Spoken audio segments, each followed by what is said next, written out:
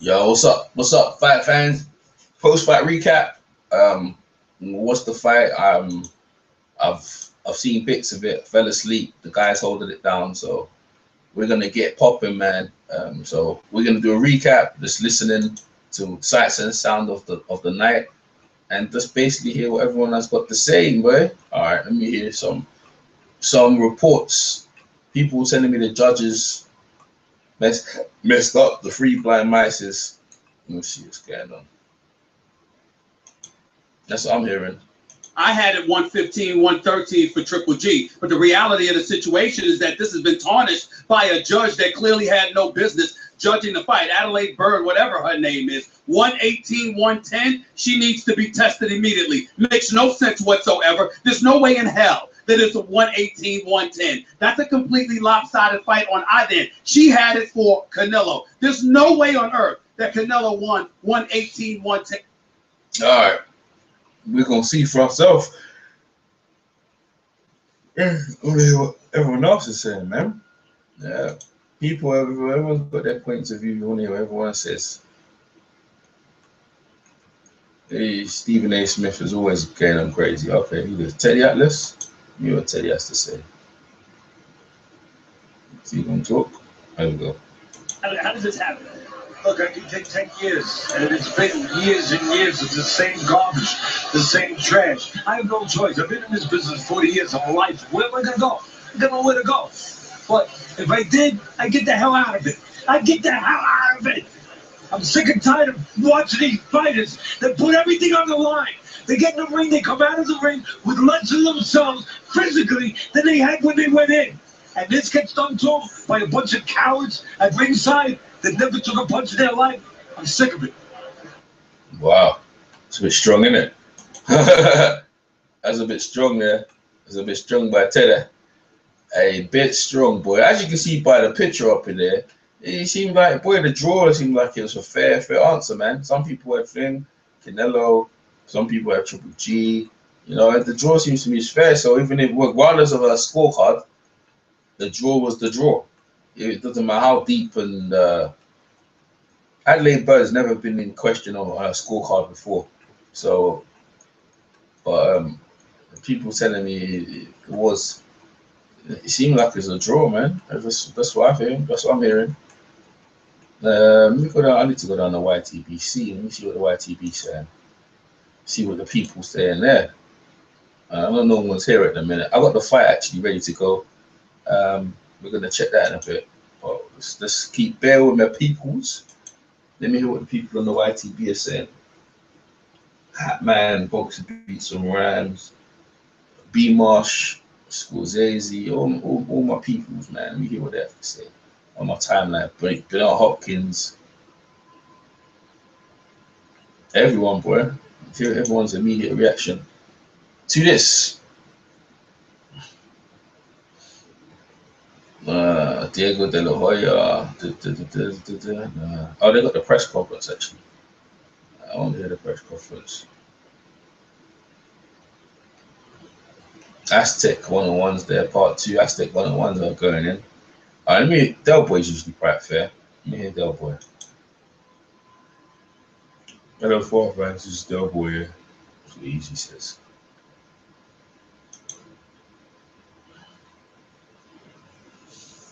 Quite a long breakdown for Del Boy, actually, because Del Boy doesn't even do a long usually long break. He's like 5 minutes, so I guess it must be a big thing though. What is up, guys? Del Boy here. So I wanted to make a post-fight review video for Saul Canelo Alvarez versus Gennady Golovkin, and I think the first thing to say before even getting into this, it was a tremendous fight that lived up to expectations. It was an outstanding fight. Both guys managed to apply their style at numerous points throughout. It was an edge of your seat type fight. Both guys were letting their hands go, and ultimately, that's what top level boxing is about. What we saw last night, just the atmosphere, the event. It felt like a big fight. You know, before the fight, my heart was beating from my chest. It was one of those fights. Tremendous fight that delivered, and ultimately, as boxing fans, that's all we can ask for. And You know, people are going to be talking about that fight for a long, long time, albeit in controversial circumstances. But ultimately, that's just a part of boxing. It'll go down in boxing history. I mean, yeah, it is what it is. People debate the scoring all day long, but doesn't take away from the fact that it was an outstanding fight and one that will be remembered for quite some time. But the fight was declared a draw. One judge inexplicably had it 118 to 110 to Saul Canelo Alvarez. Adelaide Bird, after that, needs to be investigated. Oh dear. Because that is disgusting. Absolutely disgusting. These are professional judges, and there's no way you can score that 118 to 110 for Canelo Alvarez. Sorry, it's a disgrace. And are we really supposed to sit here and believe that there's not something going on with Canelo fights? Really? I mean, look at the Lara scores. I think one judge had it, 117, 111 for Canelo? No way. At most, Canelo won that fight by a round, if he won it at all, you know? I mean, look at the Cotto scores, again, extremely wide for a close-ish fight. Look at the Austin Trout scores, again, extremely wide. Look at CJ Ross's card in the Mayweather versus Canelo fight, and that was against Mayweather. A draw? Are you serious? I mean, come on, people have got to look at these Canelo cards and put two and two together, because it's getting too often now. It's getting way too often. You know, people always used to joke about Sven Otzke in Germany getting dodgy cards, but listen, some of these Canelo cards look disgusting. There's something not right, and if you believe otherwise, then I think you're naive, to be quite honest. I think you're naive. All of these bad cards should not be always favouring one fighter, and ultimately, it's got to the point now where we do need to talk about it, because it's happened so many times in Canelo's career. Like I said, the Trout fight, the scorecards were way too wide. I didn't have an issue with Canelo winning that fight, but the cards were ridiculous. Austin Trout could never win that fight. Joke. Arisan Lara, I thought Lara nicked it. I thought it was a close fight. 117, 111 to Canelo? Really? No, I'm sorry, that didn't happen. Miguel Cotto versus Canelo Alvarez, again, I thought Canelo won, but the cards again were way too wide. And now with Golovkin, we've got the same thing, and obviously with Mayweather the draw. So let's not act like this is a one-off. Let's not act like this hasn't happened before. Let's not act like this hasn't happened multiple times before, because it has, and it's becoming a joke. Listen, man. It's a shame that this fight is going to be overshadowed by that bad scorecard. It's a crying shame. It really is, because the fight was tremendous. I thought both guys were exceptional, and yeah, that kind of ruined it for a lot of people. Let's talk about the fight briefly. Canelo Alvarez actually started really well. I felt the first 3 rounds he was really good.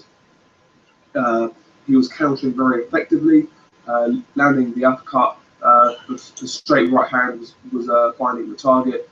Canelo Alvarez, this is one thing that surprised me. The jab of Canelo Alvarez was very, very efficient.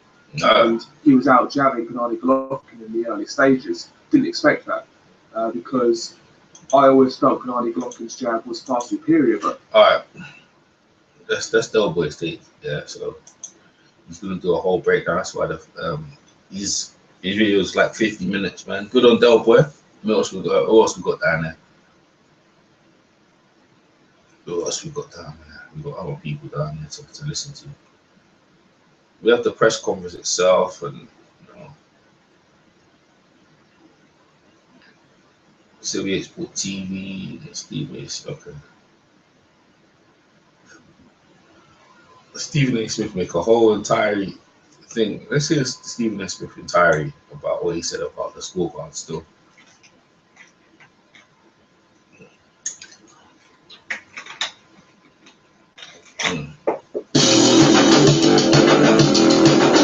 One minute.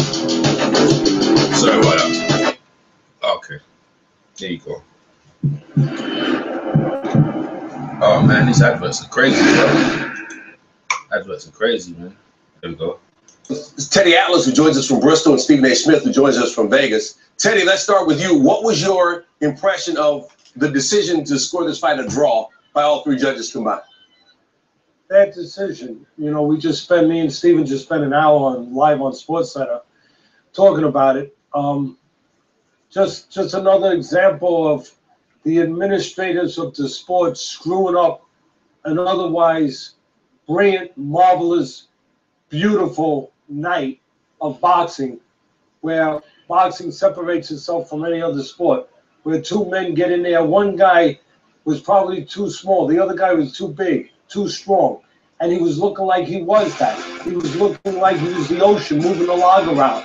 And it looked like he was going to move that log way up on the shore, no where he wanted to. And he was doing that. But then the other guy decided no, which men have a chance to decide in that ring. No, I'm not going to give up. I'm not going to be vanquished. I'm not going to submit. I'm not going to just go away. I'm going to try to box. I'm going to try to survive. I'm going to find a way in spots to fight back, like somebody with pride, somebody that has a country that's cheering for them, somebody who has a legacy, somebody who wants their children to be proud of them. But in the end, sport is great about it. But at the end of the day, only one guy, the ocean, the guy named Golovkin, he was the guy who won the fight. So you think have a inept, corrupt, whatever you want to call it, judge who ruined otherwise a perfect night. Stephen, what was your impression of the final result? I'm just not going to give the judge that much power. I was disgusted with her decision. She definitely needs to be tested for something, or, you know, we need to investigate her background, because she clearly didn't know what the hell she was watching. The fact of the matter is, anybody watching this fight, you don't give it 118, 110 to anybody, but especially Canelo. I had Triple G winning this fight. You could make it 115, 113, which I had it. You could call one of the rounds even and go with 114, 113. I thought Triple G won the fight, but I thought it was really, really close. I was sitting ringside with my colleagues in the media industry. Several members of the media thought it was a draw themselves. So let's understand that the issue is not with the draw. It's with the one judge with a 118, 110 decision. That's the kind of stuff that can't be tolerated, because it's clearly incompetence or ineptness or corrupt. You could call it anything that you want. Figure it out. Pick it out. But it's clearly a situation where that judge and some of the scores that she's had with other fights, you know, there's no doubt that she does not deserve to be calling or officiating a championship fight. There is no doubt about it, but it was close. The issue is not the draw. The issue is the score from that one particular judge, and I think it was a fabulous fight. But in the end, I am not going to sit up there and say my night was ruined. I'm in Vegas. I'm chilling. I was at a great fight, and I had a marvelous, marvelous time, despite the fact that I'm disgusted by the decision. I'm certainly envious of that. Does this taint what looks like is almost certainly going to be a rematch at all? And Teddy? No, listen, it's the rematch is going to be big. It's going to be huge. What happened in the ring was the kind of action that is going to guarantee that people are going to buy tickets again for the rematch. But I guarantee you, no matter what Stephen says, there will be some people, as good as this fight was, as dramatic, as intriguing as this fight was, there will be some people who will say, I'm fed up with the sport. I am fed up with decisions like that, fed up with scores like that. There will be some people that will protest by not being there, not being part of it. But on the whole, of course it's going to be successful again. Stevie, you disagree? You would be right. I think Teddy would be right if it was a lopsided match where a clear winner was delineated by everybody. If you got completely robbed, if you completely outclassed and just outboxed somebody, and it was clearly your decision and it was complete highway robbery, that would be one thing. I respectfully disagree that it's going to have that kind of impact on the sport, regardless of how much it disgusts people, because it was a great fight. And you had people thinking it was a draw. Nobody that I know thought Canelo won, but you did have a lot of people that thought it was either a draw or a very close win by Triple G. So the problem wasn't with the final decision. It was with the 118, 110 score. All right, Teddy Atlas and Stephen A. Smith on a fantastic fight and a controversial decision in Vegas. Guys, we appreciate it. Nice one. All right, so now Bob Bennett, the executive director of the Nevada. Oh, see, we still got more people talking. He's still talking.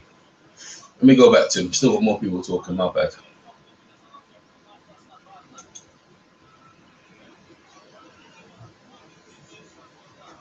Let's break this down with Teddy Atlas, who joins us from Bristol, and Stephen A. Smith, who joins us from Vegas. The rematch is going to be big. It's going to be huge. What happened in the ring was the kind of action. Marvelous time, despite the fact that I'm disgusted by the decision. I'm certainly envious of that. Does this taint what looks like there's almost certainly going to be a rematch at all? Teddy?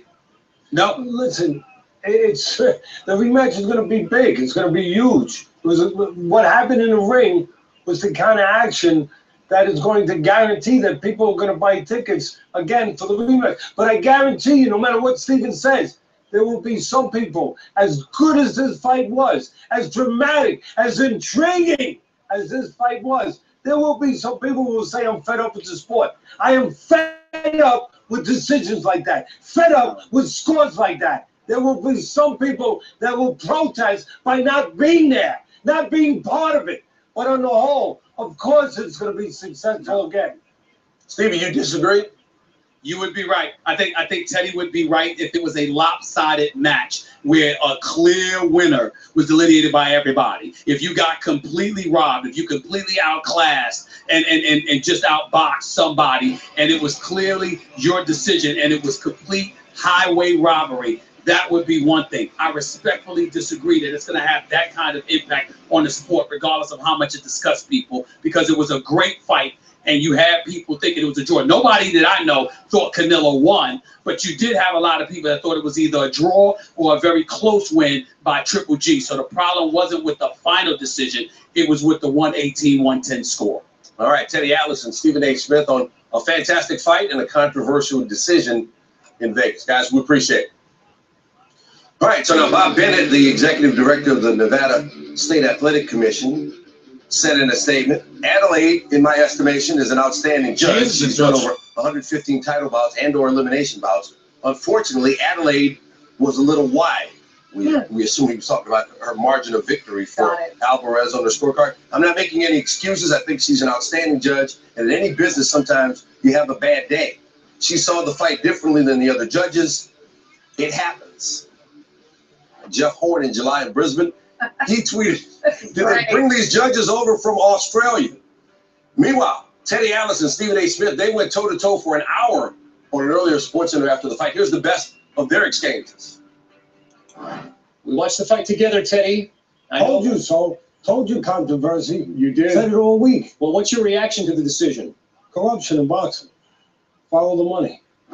The fact of the matter is, with this judge, you eliminate this person. You make sure Judge Bird, the official Bird, is not around. Again. She will be working again. Years ago, there was a woman judge, $30,000 wound up in her bank account after a bad decision. What is that?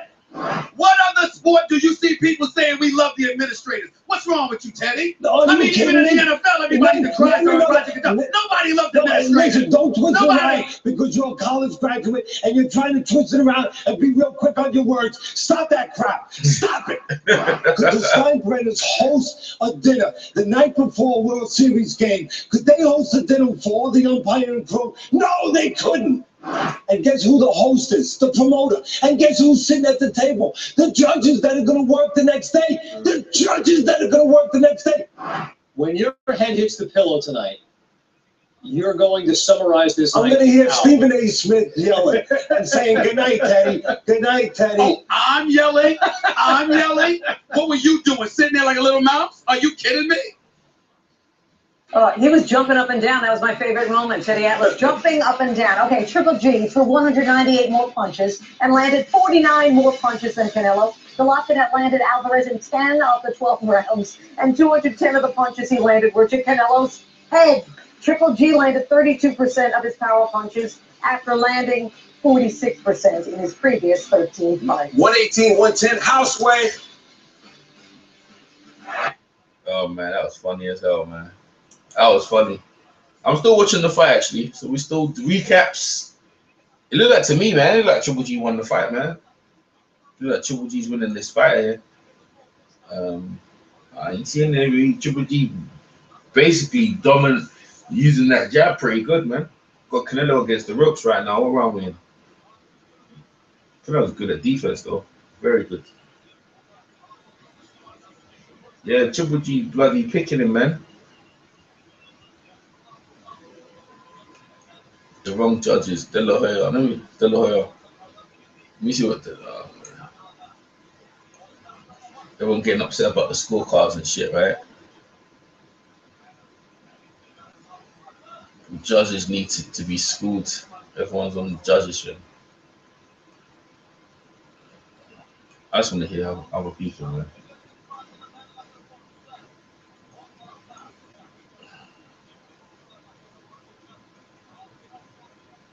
People think Canelo won that lost the fight, man. And not new there. It's not new there. A lot of people think Canelo lost the judges. Running away. Abel Sanchez. This decision. I actually think Triple G won, man. Looks like Triple G to me. Look like Triple G's winning the fight, though. I gotta put it to you, mate. this is my opinion. I look like Triple G's winning this joint.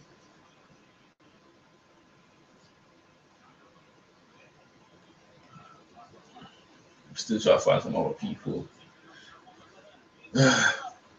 What other people have to say? When the bloodbath and everything that everyone said it would be, like I said.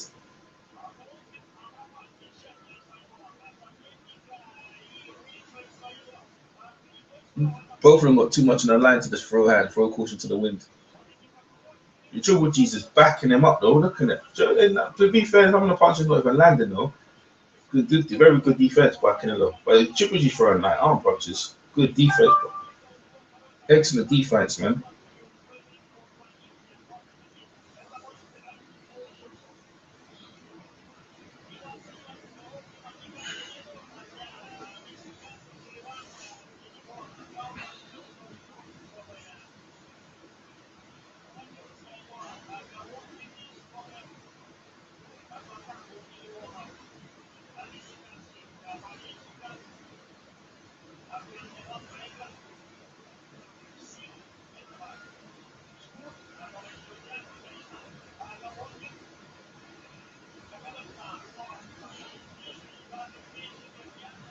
Mm-hmm.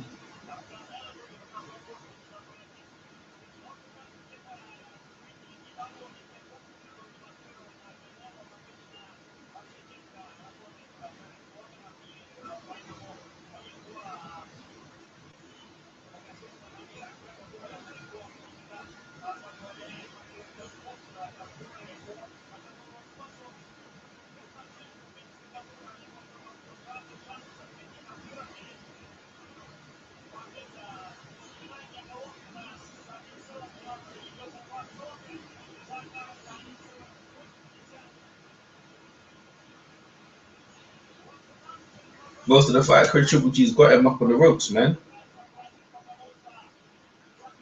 Just putting it on him, boy.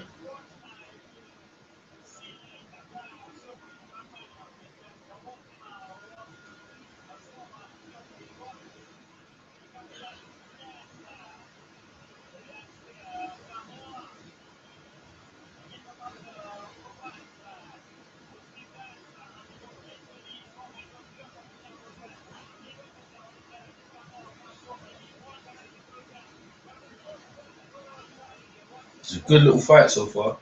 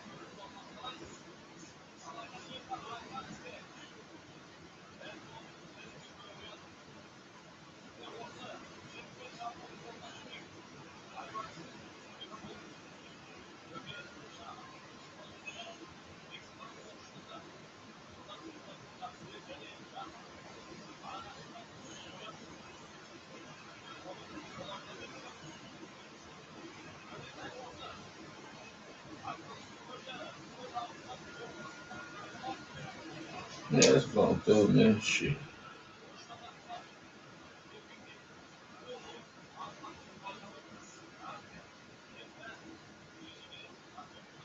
It's a good fight so far.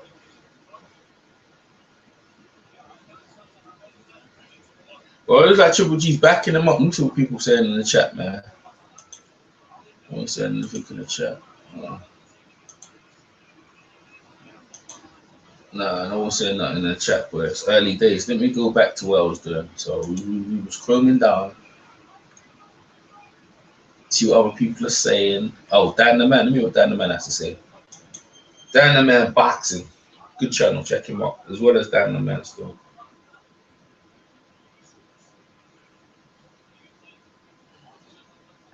Hey, what's up, y'all? It's me coming back at you again with another vid.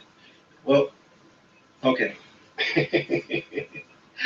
I've heard all the ramblings online about the controversial scoring or the draw between Gennady Golovkin versus Canelo Alvarez. Okay. Now, I was out, I couldn't see the fight live, so I had to, I went out to eat. I came back. I thought I'd go ahead and watch it myself rather than be persuaded by the social media response to the result of the fight. Okay, so this is my honest take on it. Okay, I wanted Gennady Golovkin to win. I really did. Bias for sure. Let me go take a look at my hangout that me and DCB had, Dream Jason Boxing. Shout out to him. And we both wanted Golovkin to win here, based off the way he's been treated in the negotiation process by Canelo Alvarez. Okay, but I'm going to be very impartial here. For those of you who said that Golovkin was robbed, that he was a clear winner of this fight, you really got to get off that crack and cocaine. I'm sorry to say that. I'm just being honest. I'm just being very honest. You know what? Let me take that back. I'm probably being too harsh. I'm just going to say that, you know what? That's your opinion, but that's not what I see. Okay? There was no clear winner here. The fight was extremely close. It could have gone either way. It was back and forth. It could have gone either Canelo's way. It could have gone either Golovkin's way. But the best score that I had was a draw. Okay, and let me explain why. Golovkin gave away the first 3 rounds to Canelo Alvarez. No question about it. He gave away the first 3 rounds. Then he started to pick up the pace a little bit by cutting off the ring a little bit more, started being more assertive, started letting his hands go. And even though he wasn't landing all his shots, but he was landing probably a little slightly more than Canelo Alvarez. And I think Canelo was taking a break in between rounds 4 and 5 because, Canelo likes, and it has learned to fight more in spurts rather than try to conserve all his energy to get to knock out top-low opposition, which he understands that's not going to happen at this stage of his career. Okay? And when he did take those rounds off, he did pick it back up, Canelo. He started to keep Golovkin in the center of the ring like his corner told him to do. You got to keep the fight in the center of the ring. You cannot allow Golovkin to try to back you up all the time. And in some cases, Golovkin was doing that, but Canelo, throwing his combinations, throwing his counter uppercuts, which he was very vulnerable to, especially the counter right and left hooks, especially to the body. He was backing Golovkin up back to the center of the ring. And that's the only way you can beat Golovkin at this point, is try to keep him in the center of the ring. But again, people saying that Canelo was running in this fight. All right. How many times this has been explained? All right. Canelo fights off the back foot. That's what he's very effective at doing. Okay. He likes to fight off the ropes. That's what he's very good at. Okay. The only thing Canelo is not very good at is when he comes forward and try to pressure you. That's not his game. You've seen how well he performed against Arizona De Lara and Floyd Mayweather when he tried to pressure those guys. He's not very good at pressure fighting. Okay, he couldn't cut off the ring against those guys effectively. So he welcomed the pressure style and technique of Gennady Golovkin. It was tailor made for him, and you see he was able to get off his shots. And once again, Golovkin, with his very poor defense, who doesn't move his head, who has very slow reflexes, was getting tagged the entire night. Okay, and this is probably the most I've ever seen Golovkin get hit in any fight. Okay, he was getting hit a lot, aside from the Danny Jacobs fight, and the body shots that Canelo was throwing on him was really, really taking a toll on Golovkin, because every time in between round breaks, he was breathing very hard. He was gasping for air. So those body shots was really getting to him, okay? And I think Canelo should have concentrated more into the body to neutralize his legs. And apparently he didn't, because he was landing too many. He was focused more on the upstairs hand shots. So to Golovkin's fairness, he, like I said, he did come back. He started to rally back. He started to close the gap. He was starting to cut off the ring more effectively. He was able to put his punches together. Again, his jab was probably his best. Well, his jab was good, but it was not on point like it was in his previous two fights against, or his previous fights, by that matter, like the likes of David Lemieux, Kell Brook, and Danny Jacobs. But again, whenever he threw his left jab, he was getting countered with the right cross. So that's why he was a little bit more timid to throw that jab. But, you know, he kept coming forward and try to let his hands go. But, again, I have to point out, he's very, very slow. He has slow hand speed. And that's why Canelo's able to time him very well. You can see his punches coming. Okay? So, and another thing I have to say about Golovkin is that he looked very sloppy in there. This is probably the most sloppy I've ever seen him. Other than the Kell Brook fight, he looked a lot more sloppy in there in this fight than he did against Kell Brook. Okay, and a lot of people saying that he was the aggressor. Okay, there's a difference between being an aggressor and being the effective aggressor. Was Golovkin being an aggressor to some degree effectively? Yes, but he was not entirely the aggressive aggressor. The effective aggressor. He was missing a whole lot of punches. It was crazy though. He was missing a whole lot of them. He was just hitting air almost the entire night, okay? Could that have persuaded the judge, Dave Moretti? Perhaps. Sometimes judges look at the activity rate. But then again, judges like Adelaide Bird look at the more effective clean punches, more effective punches, whatnot, the more accuracy, I should say. Not effective, but accuracy. But I will say one thing, though. Speaking of Adelaide Bird, the 110, 118, 110 score was definitely a travesty, okay?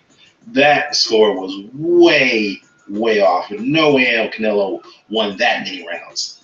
If anything, he won 7 rounds at best, if you score it that way for him, okay? But again, if you ask me, it was 6-6. This fight was a draw, okay? There was no clear-cut winner on both sides. So, please, the Golovkin fans, stop it, all right? I mean, you guys are the same people who cried, when I say cried, who saying that Golovkin dominated Danny Jacobs. I swear there is no rationale when it comes to some of these people. I mean, honestly, I'm just being honest. Now, where do the two fighters go from here? Canelo definitely has a rematch clause, so I think he's going to invoke it. He is still the lineal champion. Golovkin is still the unified champion. Definitely both guys will maintain their pound-for-pound rankings. It doesn't change from the looks of it. But this is where it's going to get a little tricky here, because now some people are arguing, shout out to Blood, by the way. Blood believes that Golovkin is going to go for the undisputed championship fight against Billy Joe Saunders. I don't think that's going to happen, and let me tell you why. Because as I just mentioned, Canelo is going to get he has a rematch clause, and he will definitely invoke it, number one. Number two, Golovkin, though he didn't lose the fight, he still holds on to the WBC title strap. The WBC is going to order that fight between Golovkin versus Charlo. I see it coming. I think it's going to happen. They're going to order that fight, and Golovkin is going to be at a crossroads here, okay? It's either he takes the fight against Canelo, which Canelo has a right to rematch clause, or if he wants to keep his title, he's got to fight Jermell Charlo. And I don't see him fighting Charlo because he's going to take the money route. So he more likely is going to vacate that belt. So that's what's going to happen. So I don't see Billy Joe Saunders fight happening at this point. No way in hell. I don't see that happening. Speaking of Billy Joe Saunders, in case anybody doesn't know, he called out Amir Khan. I'm definitely doing a video on that. He called out Amir Khan. He wants that fight. So I wouldn't be surprised if Amir Khan takes that fight. So I will definitely do a video on that. That's a separate video. But again, good fight, by the way. It was a very good fight, you know. But was it very explosive and exciting as Joshua and Klitschko? No, not in my opinion. No, I don't think so. But definitely you could probably put it up there as a Fight of the Year candidate. But I think it falls short when it comes to Klitschko and Joshua. So Joshua and Klitschko, I should say. So anyhow, yeah. Let me know what your thoughts about this, and let me know how you score this fight. Did you see it the way I'd seen it, or do you see it differently? Let me know what your thoughts are. I'm out. Well, it's Dan the man, man. It's Dan the man's opinion. Dan the man thing. We're still skating through everyone else's opinion. So we're going down now. Just down, down, down. I'm watching the fight as well, man. It's just how you see the fight, innit? Like, guy on the 1 foot, pushing the action, not necessarily landing all the cleanest punches, but hey. You know what I mean? That's what I'm looking at. You know, Canelo, Triple G on the front foot pushing the action, man. That's what I'm looking at. Teddy Atlas had Triple G winning the fight, but, you know.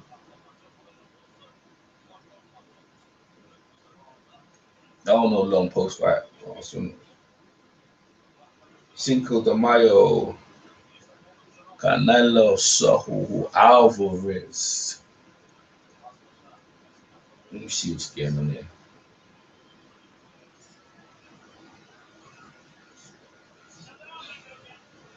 Man, Canelo's in the fight. He's not like he's worried about Triple G's power, which is interesting. That's interesting to me. He's not concerned about the power at all. I thought I'd be concerned more the Triple G, the feared fighter. That's what they said, innit? He's the most feared fighter. So we've got a couple of people we're gonna listen to. Let's see what Sylvia has to say about this joint. Play Sports TV here. Shout out to the LDBC. Nah, I'm finna go to sleep. I'm looking at some of these comments, man. Y'all, listen, I'm gonna tell you do something. Shut the fuck up with the crybaby shit. Don't come on my page crying about I don't know what I'm talking about. Triple G won the fight. This is a robbery. Triple G clearly won. Cry me a fucking river. You know why? Who was the one who told you when this fight was first announced? Who was the one who told you that Triple G was gonna get robbed? Who was the one who told you that the only way Triple G could beat Canelo is to knock him out? It was me. I told you this from the fucking beginning. I've been telling you this for months. The only way Triple G can beat Canelo is if he knocks him out. He cannot win a decision over Canelo. I told you this for months. And you know what you motherfuckers was doing? You was coming on my page telling me, oh, you're hating on the fight. Right? All you little cornballs who's hating on Mayweather McGregor, talking about that's a circus, and the real fight is going to be Triple G versus Canelo. Now, that's a real fight that boxing fans need to get behind. I told you that the real circus was going to be this one. Mayweather McGregor was way more entertaining to watch than this shit we just seen. I told y'all, so get the fuck out of here. I'm the one who told you Triple G couldn't win no decision over Canelo. So don't come here now acting like you smart after the fucking fact. You know, it was a close fight. I thought Canelo won the first 3 rounds. Triple G won the middle rounds. Canelo won the late rounds, the championship rounds. That's my opinion. Now, too bad. Oh, you thought Triple G should have won. I don't give a fuck. What you think? You should have listened to me when I fucking told you. Would have saved yourself some heartache and pain. Motherfuckers sitting around crying now about what you think. I don't give a fuck what you think. I told you what I knew was going to happen. Now you want to tell me what you think. Instead, you know what you should do? You should come here and say, 78, you was right. You were right, man. Triple G can't beat Canelo by decision. You were right, 78. That's what you should say. Right? But this is what's happening now is what always happens. You get a bunch of cornball motherfuckers who don't want to agree with me on nothing. So whatever I say, you want to go against it. Then when I'm proven right, you still want to somehow take the argument and make it seem like it was your argument. No. I told you that Triple G was not going to beat no fucking Canelo Alvarez by decision. He had to knock him out. That's what I told you. And that's what the fuck happened. Right? Triple G, he was cautious in the fight. Yes, he was stalking Canelo. He was backing Canelo up. But there were instances in the fight he could have threw more punches. But he was very hesitant because he was worried about getting countered. Y'all know that. Go watch the fight again. Yeah. It was instances in the fight where he was worried about getting countered. It was times in that fight where Canelo was dead tired. Just like Conor McGregor was tired. You know what the difference was? Floyd went for it. Floyd let it all hang out. He was willing to get hit by Conor. He said, this boy tired, so get him out of here. Triple G, the knockout artist, Mexican style, he wasn't willing to do that. He wasn't willing to let it all go out. He wanted to still remain a smart boxer, you know, while stalking him and trying to get him out of there. You know, he wasn't willing to sell out to get Canelo up out of there. And that's the difference. So now, Mayweather McGregor was supposed to be the circus, right? Right? Mm-hmm. Y'all say, oh, you support that garbage? Mayweather McGregor's the circus. The real boxing is Canelo and Triple G. Well, who's laughing now? What was the circus? You got Teddy Allen, Stephen A. Smith all over TV crying, whining about motherfucking Triple G getting robbed. Well, which one was the circus again? That's what the fuck I thought. 78 Sports TV. Shout out to the LDBC. And I hop. Yeah, well, man. 78, that's 78, man. 78 Sports TV. If you don't know, now you know. Yeah, people asking me, EJ, what's your scorecard? Now, I'm still watching the fight now, man. What is? Those. Watching the fight now. Man, these adverts are crazy, man. They double dose you the adverts, eh? All right, here we go. Gennady Golovkin battled to a 12-round split decision draw. Now, before I get into the breakdown and analysis of how this fight went, I first of all have to say that this was a tremendous battle. It did not disappoint. Anybody who paid for this pay-per-view got their money's worth and then some. The fight didn't exactly play out the way I expected it to. I thought that, actually, let me rewind a little bit. Before they even got in the ring, two things I noticed. Golovkin looked very nervous. Canelo looked far more relaxed. Number two, Canelo wasn't wearing his usual gloves. He normally likes to wear Everlast MX, which are a horsehair glove. In this fight, he was wearing winning gloves. Now, very few top professionals wear winning gloves for professional fights. They wear them in the gym for sparring because they're very protective for the hands. But very few top professionals wear them in actual contests. Canelo was wearing them in this fight, and he hasn't worn them for many years. Was he protecting a hand injury, maybe? I don't know. To me, that was unusual. Anyway, the first round kicks off. Canelo is off to a flying start. For the first few rounds, actually, Canelo was just flying way faster than Triple G. Triple G looked stiff, robotic. Canelo was just lighting him up, actually, making him look silly at times. It wasn't until maybe the end of the third, fourth, fifth round that Golovkin finally started getting a foothold in the fight. And the part that surprised me is I thought Golovkin would do better in this fight at long range using his jab. Now, he did use his jab a lot in this fight, but it wasn't at long range where he was doing better. It was actually when he applied pressure on Canelo. That's where he was doing better, because Canelo is a guy, he's always been a guy who likes to take breaks in fights. He likes to rest on the ropes and fight in spurts. And Golovkin pressed enough, particularly as the fight wore on and Canelo started running out of gas, basically. That gave Golovkin more opportunity to push the action. Early on, I thought Golovkin actually looked a bit shell-shocked. He seemed wary of Canelo's speed, his strength, his punching power, and he didn't want to walk Canelo down. There was times that Canelo was looking so impressive and electric early in the fight that I was wondering if Golovkin would even see the final bell. I thought if Canelo can keep up this kind of attack, Golovkin's not going to last. But Canelo inevitably did slow down, and that allowed Golovkin more into the fight and allowed him to apply pressure. Now, the scorecards, before I get to describing the rest of the fight, the scorecards were all over the place. You had one judge, I think, had it 118 to 110 for Canelo, which is a huge, huge margin for Canelo. The other judge had it to Golovkin by a round or two, and then the third judge had it a draw. So the scorecards were all over the place. Is that corruption? Is that some type of hometown cooking for Canelo with the 118, 110 maybe. But then again, this fight, particularly the second half of the fight, was a case of Golovkin applying all the pressure and throwing a lot more punches, but Canelo landing the vast majority of the clean shots, the clean power shots at least. Maybe not the vast majority of clean jabs, but the vast majority of clean power shots throughout this fight were landed by Canelo. And some of them were so fast that you didn't actually realize he'd landed them until you saw them play the instant replay at the end of the round.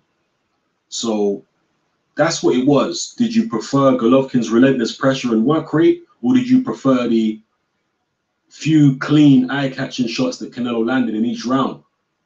That's where the scoring of this fight starts to get subjective, because it was competitive. Early in the cleanest, the biggest rounds, or most of the biggest rounds, most of the easiest rounds to score were the Canelo rounds early, where he was just dominating Triple G. But as the fight went on, the rounds started to get more difficult to score, and that dynamic that I just described started to come into play more and more. I felt that Harold Lederman's scorecard, who was the HBO guy, was ridiculous. He had Golovkin winning a wide decision. I felt, I don't know what he was watching. I really don't know what he was watching. I mean, and just to put it in perspective, I understand it is subjective and everything I've just described, but in the early rounds, Canelo was clearly the boss. And Harold Lederman had Canelo down after like 4 or 5 rounds. I don't know what he was watching. So, yeah, in terms of the way I scored it, I stopped scoring it after a while because it became so difficult to split them in a lot of rounds. And I can't really argue with a draw, to be honest with you, because so many of the rounds were so close, and it depends what you like. It was so subjective that I can't really complain about a draw. I predicted a Gennady Golovkin win. I predicted him to win on points. I didn't predict a knockout. I felt this fight would go to points. I was one of the few people actually who was picking Golovkin on points. A lot of people picked Golovkin, but they were saying stoppage. I was saying points. I saw this fight going a distance because Canelo is underrated in terms of his defensive ability. And I felt like he'd probably have enough to keep Golovkin honest and be able to survive a 12-round fight. And I thought Golovkin would box, to be fair, which he did try to do early on, but he wasn't that successful when he was boxing. He was more successful when Canelo slowed down and gassed out, and then Golovkin was able to apply the pressure and pace. Canelo is certainly the far more talented fighter than Triple G in terms of just all-round skills. His head movement, his angles, his combination punching, just all-round, he's far slicker, far more talented, far more athletically gifted than Triple G. But Canelo's always had this chink in his armor where he gasses out. He's such a heavily muscled guy naturally. It's unusual for a guy that heavily muscled who throws punches with so much explosiveness behind him.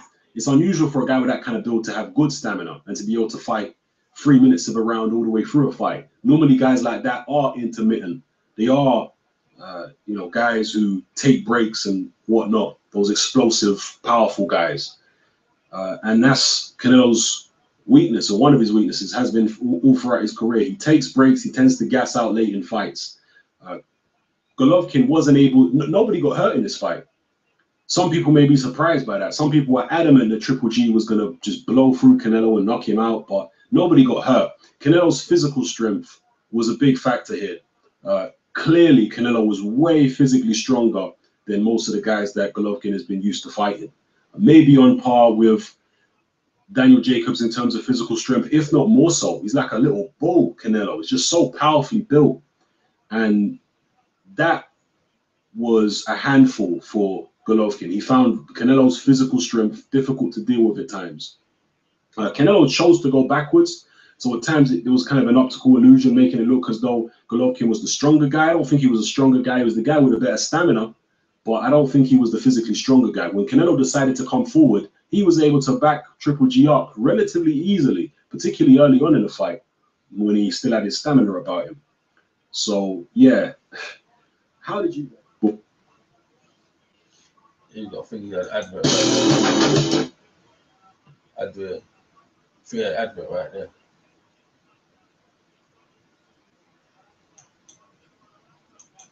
It's another one as well. So they're funny with the adverts. They're two straight after each other. So yeah, how did you guys score it? Because I can't even call it. How did you guys score it? Some people are going to be crying robbery either way. There are some people going to say, oh, it's a robbery, Canelo got robbed, or other people are going to say it's a robbery, Triple G got robbed. For me personally, I can't argue with a draw. I'd like to go watch the fight back again and score it again, but again, so many subjective rounds, which you could have so many rounds open to interpretation that could have gone either way, particularly in the second half of the fight. Can't argue with a draw. So that's my feeling. Anyway, at the end of the day, all controversy aside, were you entertained by this fight? That's the bottom line for me. Was I entertained? Hell yes. And I don't think the scoring or the result, was overly controversial. Not in my book. So I'm happy with what we got tonight. It was a draw. You know, we like a win if we can get a win, a decisive outcome. But at least with a draw, neither party can say that they were really robbed, because nobody's got a loss in their record after this. Golovkin still keeps his unbeaten record. He still keeps his belts. So we'll see what happens. Will there be a rematch? I'm not sure if this draw will invalidate. I want to hear what Triple G has to say.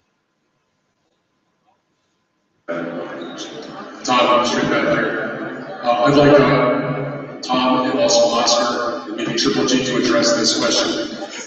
Like Oscar said, you guys, you and Canelo put on an absolutely fantastic fight. Maybe you're unfortunately, we're sitting in the press conference talking about a bad scorecard. What do you think about that as far as the way the public reacts? You see a great fight, everybody's excited, and then they hear that scorecard and they're disgusted. I want to hear about talk to you. I'd like to hear from Oscar and Tom.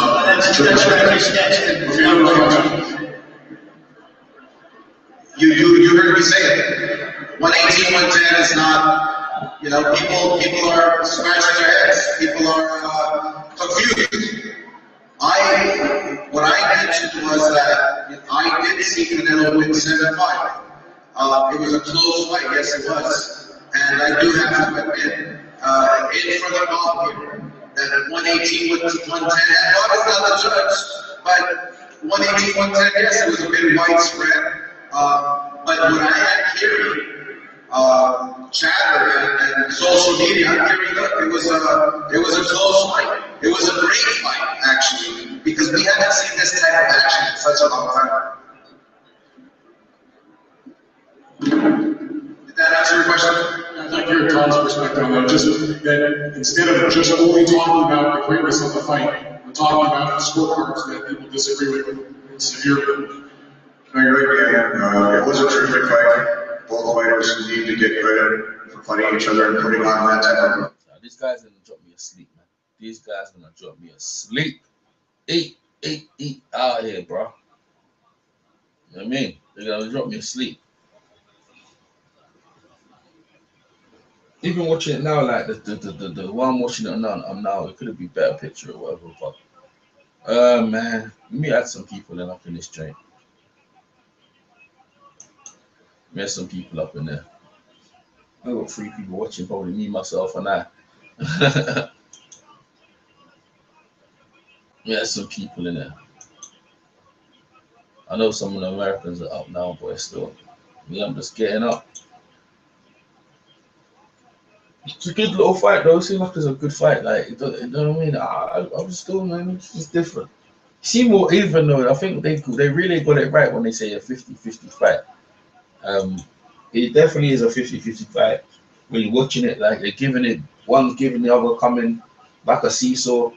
Chess battle, skills and everything in there. You know what I'm saying? Still, with Canelo's got the front foot now, so he's not backing up no more. He's coming straight to Triple, standing right in front of Triple G, and he's doing a very good job of blocking Triple G's power. Very good job.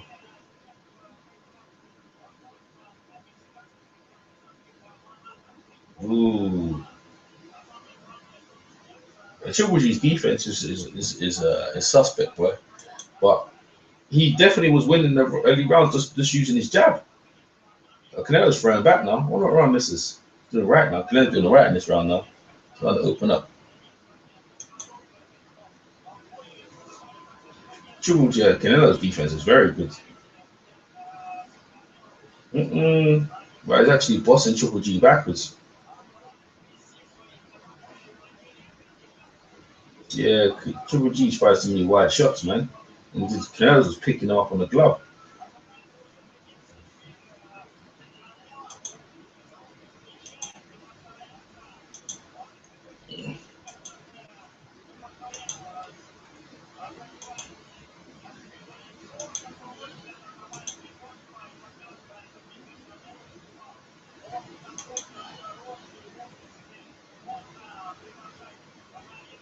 But how come all these people can't get jumping? For some reason, I just do this. Let's see what work. That's 3 people. All right, there you go. Adding people in people, so bear with me. Down the man. There's next 6. There you go, 6. People are dropping in, man. Caban. That one. I mean, a Caban in that one. There you go.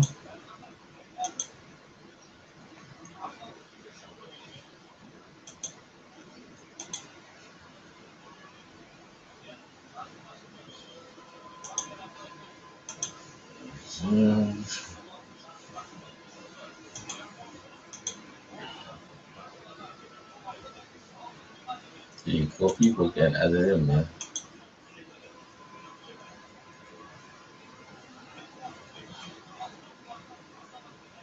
There you go. That's it, man. Everyone's in.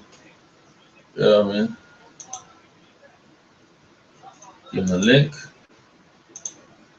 Tell them to jump in. Let's have a debate, man. Let's talk some boxing.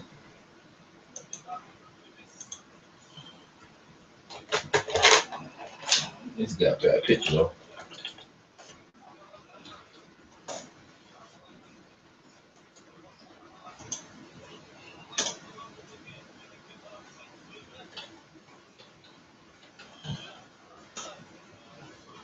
Oh, UK blogger. That's what I'm telling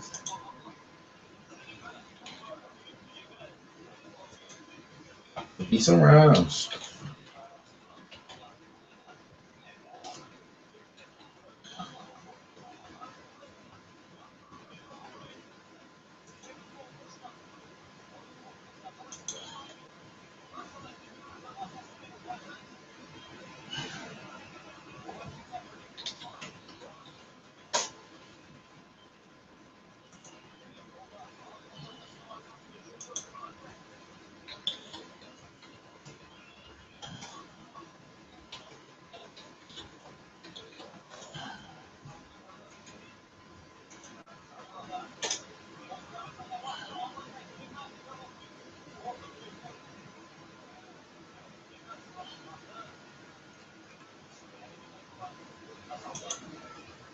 Let's get better. I like to go to what's it called? Daily Motion. So that's why I need to go. Daily Motion. So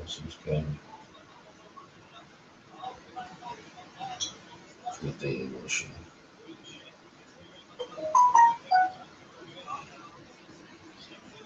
Let me see my friend. So, Georgie, the basic, Canelo's class, better quality shots. Yeah.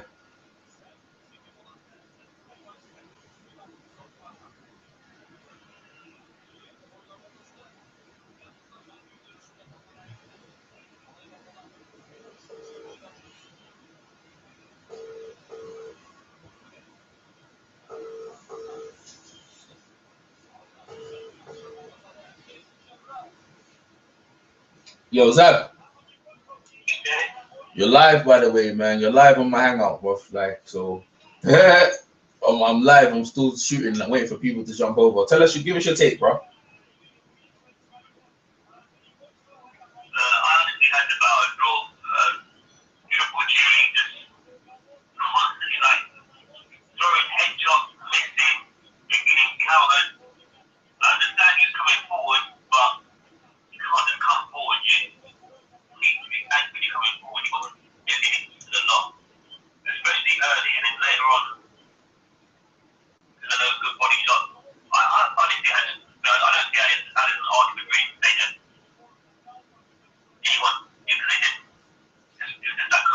Yeah, that's what I'm getting the point as well, because you know, like obviously when we watch amateur bouts, yeah, if the guy coming forward and throwing the most punches, they're gonna usually award him. But I was on the pro, like Canelo doing some very slick things, and he was doing some very good counters on the back foot as well. And at times he was back. At times he was back. He backed up Triple G in the fight as well. Like, so it was honestly like 50-50. I don't think I don't know, like, because Triple G was throwing these big hooks, these big wide hooks. You know, all these shots he normally does and lands and stuff like that. Canelo was be able to pick them off. Like, if he was such a powerful puncher, he should have broke through Canelo's guard with some of them punches, man. So, you know, I don't know if they were arm shots, man, or they directly trying to put so much power in. I know Canelo put some power in some of them shots, though. I don't think they were trying to burn himself out. I think they were doing arm shots a lot.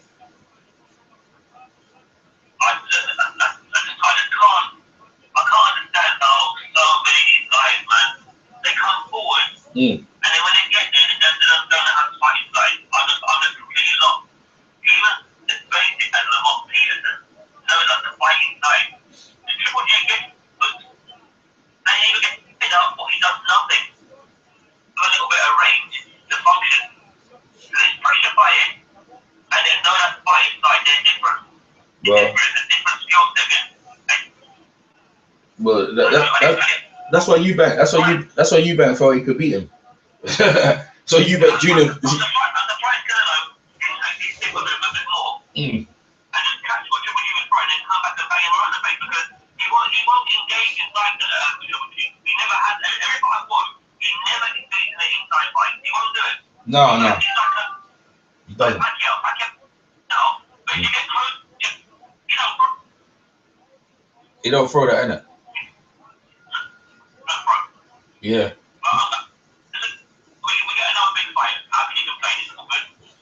Yeah. It was definitely a big fight and stuff like that. I mean, they're complaining about the judge, but I think regardless of the 118, 110, it's still a draw.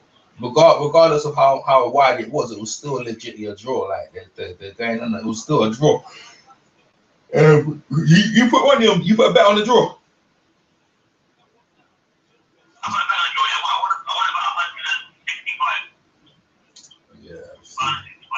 I remember you told me that I was laughing at you, I remember you was laughing at it. I remember I actually laughed it off, like an idiot, innit? You see boxing, you see how things are, you can never laugh at like any of these mad bets that people think are crazy.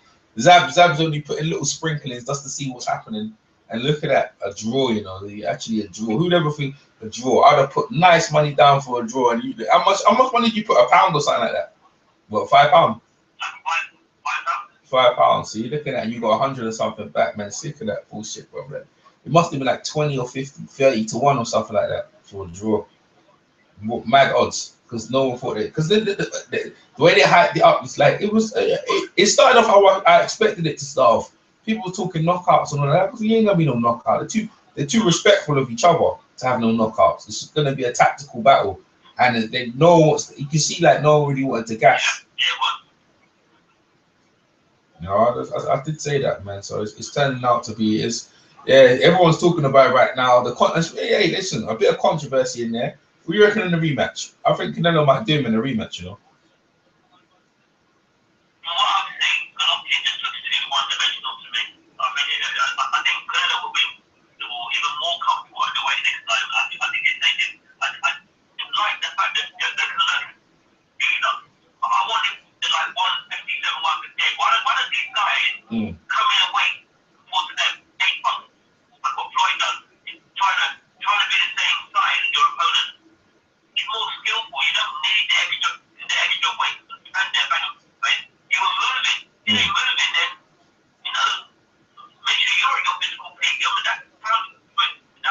But that's what, that's true. That's what Floyd was saying. Floyd would have been moving on Triple G all night, man.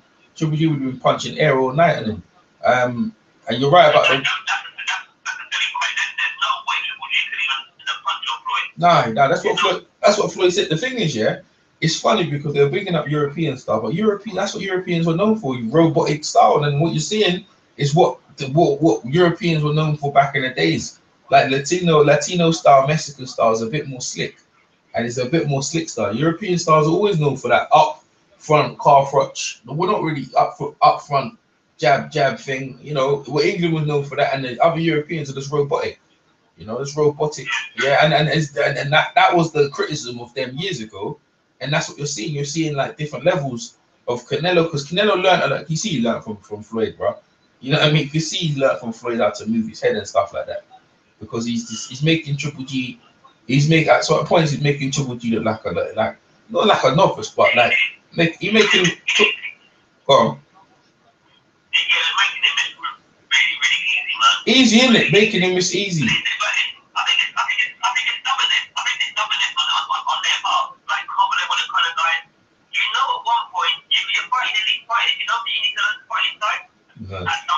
Yeah. No, they don't want to learn it. The thing is that. Yeah.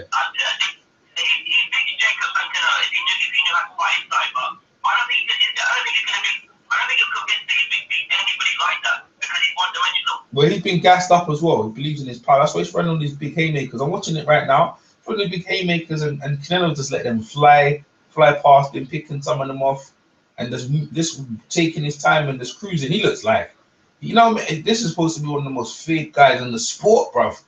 And Canelo's just doing all right within there. You know, Canelo don't even. Yeah, even his face is not busted up. Triple G's face looks like it's been, you know, his face is all levering up, man. His face is levering up, man. I don't know where I'm this. I'm watching on some Russian thing right now, so I'm just looking Canelo. But the thing is, with the backing up and stuff like that, it's running. People say it's running. It's me now, bro. Listen, it might be. Yeah, there you go. There you go, coach. It's called boxing, people. Yeah, it's right. It's called boxing, man. I was like, wait, the Billy Joe Saunders thing, I haven't even watched it yet. I heard it was terrible. I heard it was a right stinker.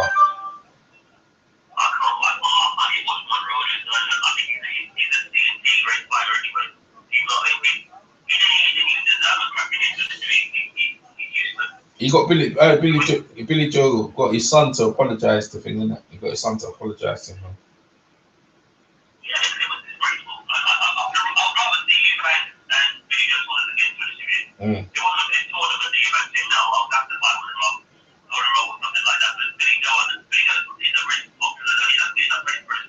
Bro, I think Eubank would have been alright against fucking Triple G. I reckon he would upset him if they fought back then. I reckon he would upset him. He would.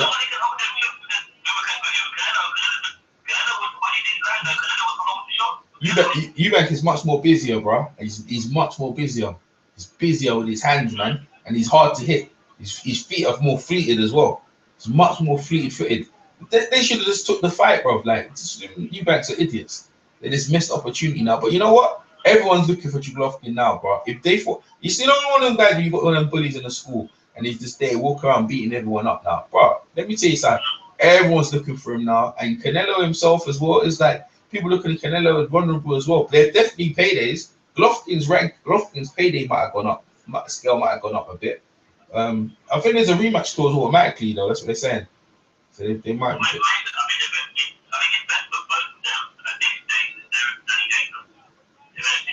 What going on?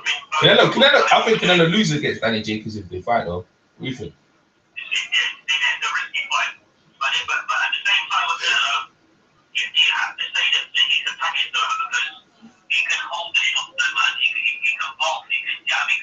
Yeah, he can.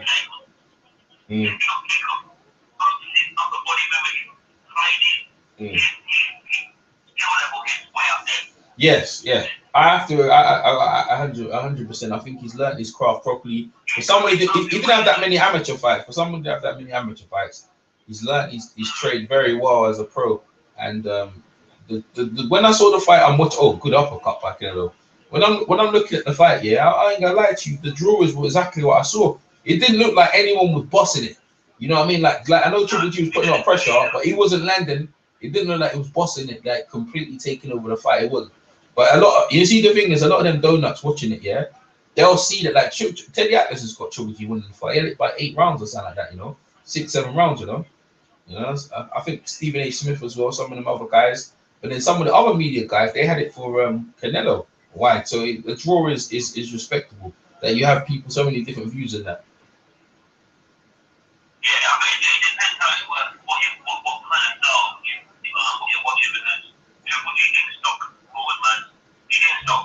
He looked like he was the fight the whole time, but he was just flat.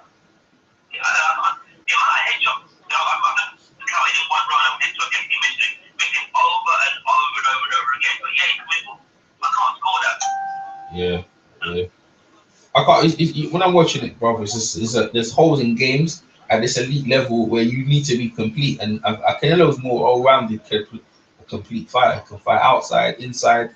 His head movement, his upper body movement is much better.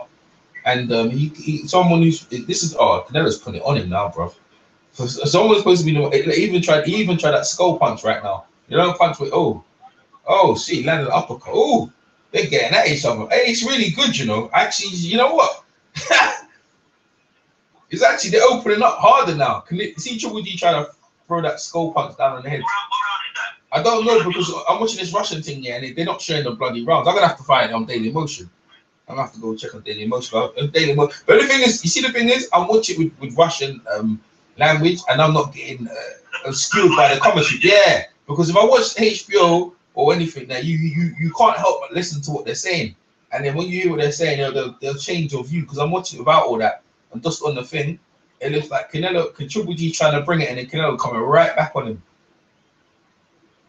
That was a part of the fight though. Every time he did something, Canelo came right back. He was fighting first, but very clever. Very clever. Well, Canelo ain't got no. Canelo ain't scared of no Triple G, bro. Triple G, I think Triple G's feared. He's fit. The feared Triple G, what people were talking about, is gone. And because when people see that, people want to roll up on him, bro. Like the Charlos are waiting. I think the Charlos are next for him to defend the belt against. Yeah, it's out already. It's on seconds out already. I was listening to it. It's boring, man. I just listened to it. I nearly fell asleep on it, bro. But you can check seconds out. Yeah, check seconds out. They got a good copy of it. I dropped the sleep because they're just saying the same thing. Oh, we was cheated. The decision. I was like, nah, I want to hear none of that. And then obviously the two fighters don't speak English. You're not really getting any good interpretation from them.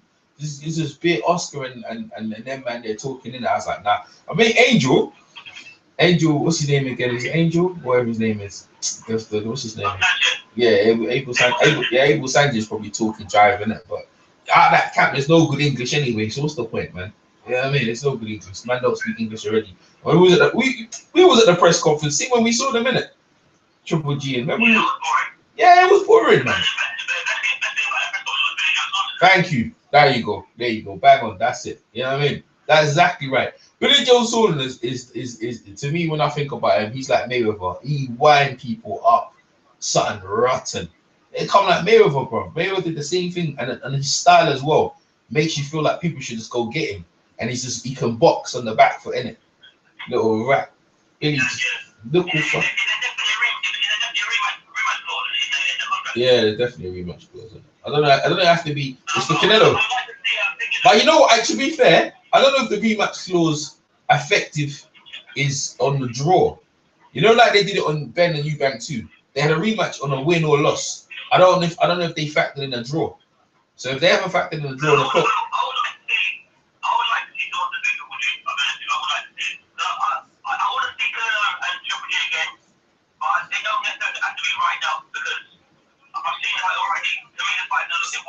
I think, hey, I'll put it right now, Beach. I'll put it right now. Right now, Zab. I'm gonna put it right now. I'm gonna state it right now. Billy Saunders beat both of them. He beats both of them. In my opinion, he beats both of them. I don't know if he'll get on the cards. He'll beat both of them. Because the way he moves and the way he punches, yeah, they can't find him in. It's up to Billy Joe if he gets tired. I think Billy outpunches both of them. Because they have to try and find him. Yeah, I think he outplays Canelo. He's southpaw as well. I think he outplays him, bro. He's just crafty, man. He's just much craftier because Canelo has to chase him.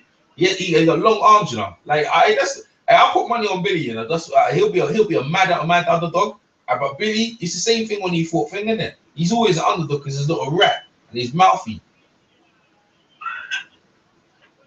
So.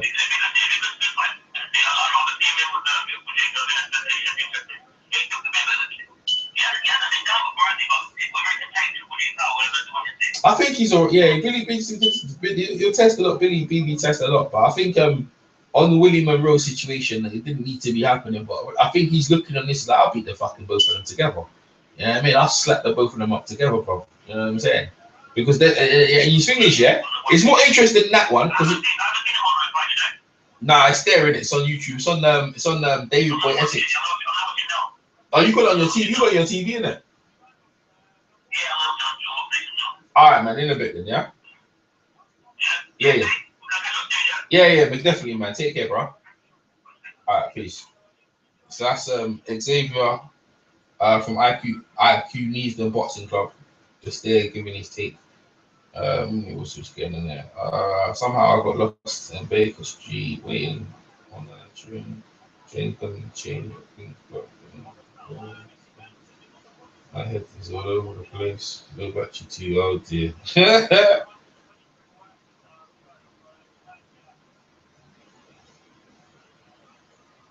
Okay, let me see what this person's saying. It's a good fight so far, man. What you talking about? I don't know what this person talking about. Jimmy P sound. This Mechi chick. Where's everyone else? Everyone's probably asleep. It's a good little scrap.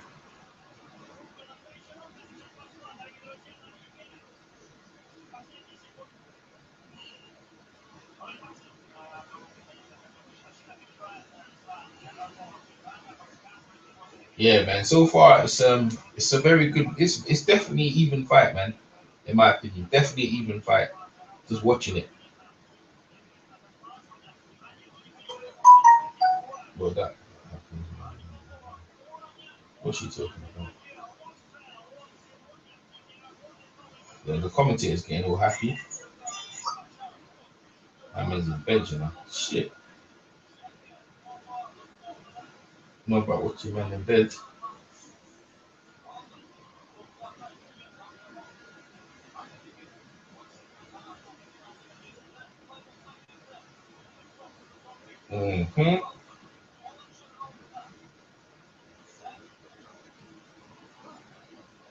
Okay, see. Let me try. So what's I was going to do? I'm going to check and find a good copy of Daily Motion.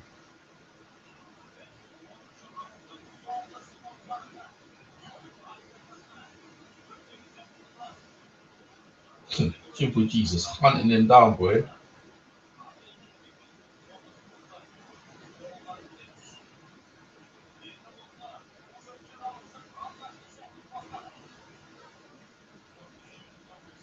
Kenny Bayless let them fight, boy, as well.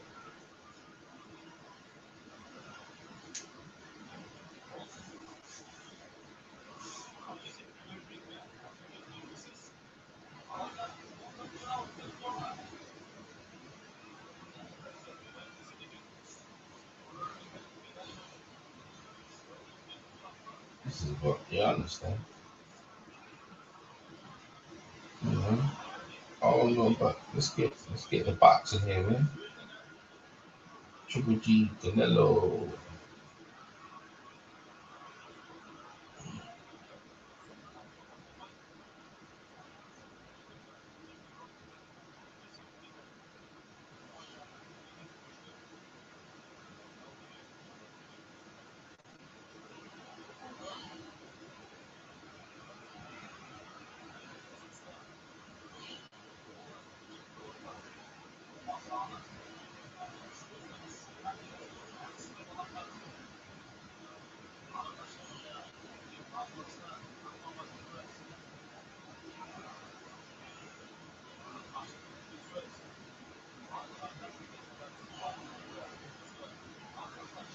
Oops.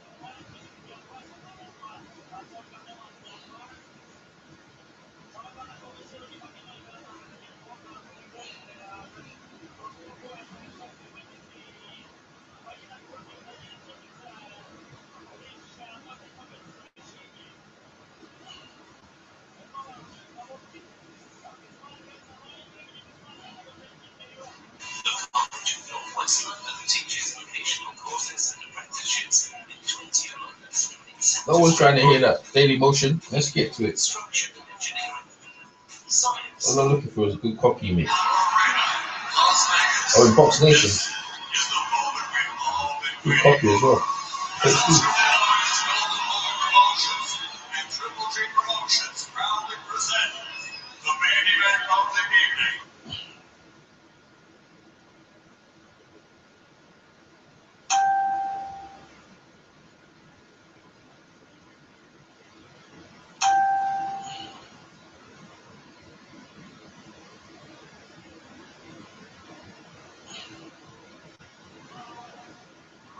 Here we go.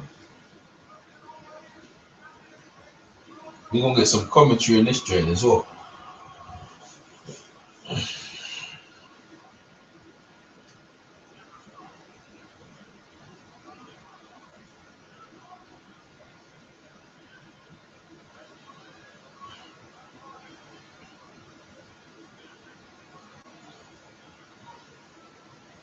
Box Nation. Let's see this. Let's see this. I'm gonna see how this fight. I'm gonna see. Call this fight. Call this fight. Call this action.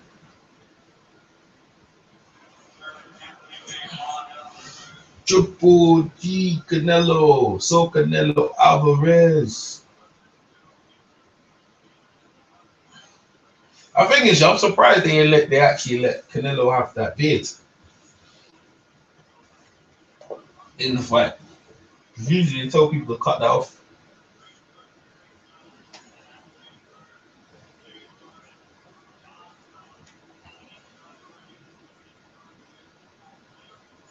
Where the battery gone? Yeah, it looks like it. I need to charge that up. What's going on, people? Oh, dear. What a fight, man.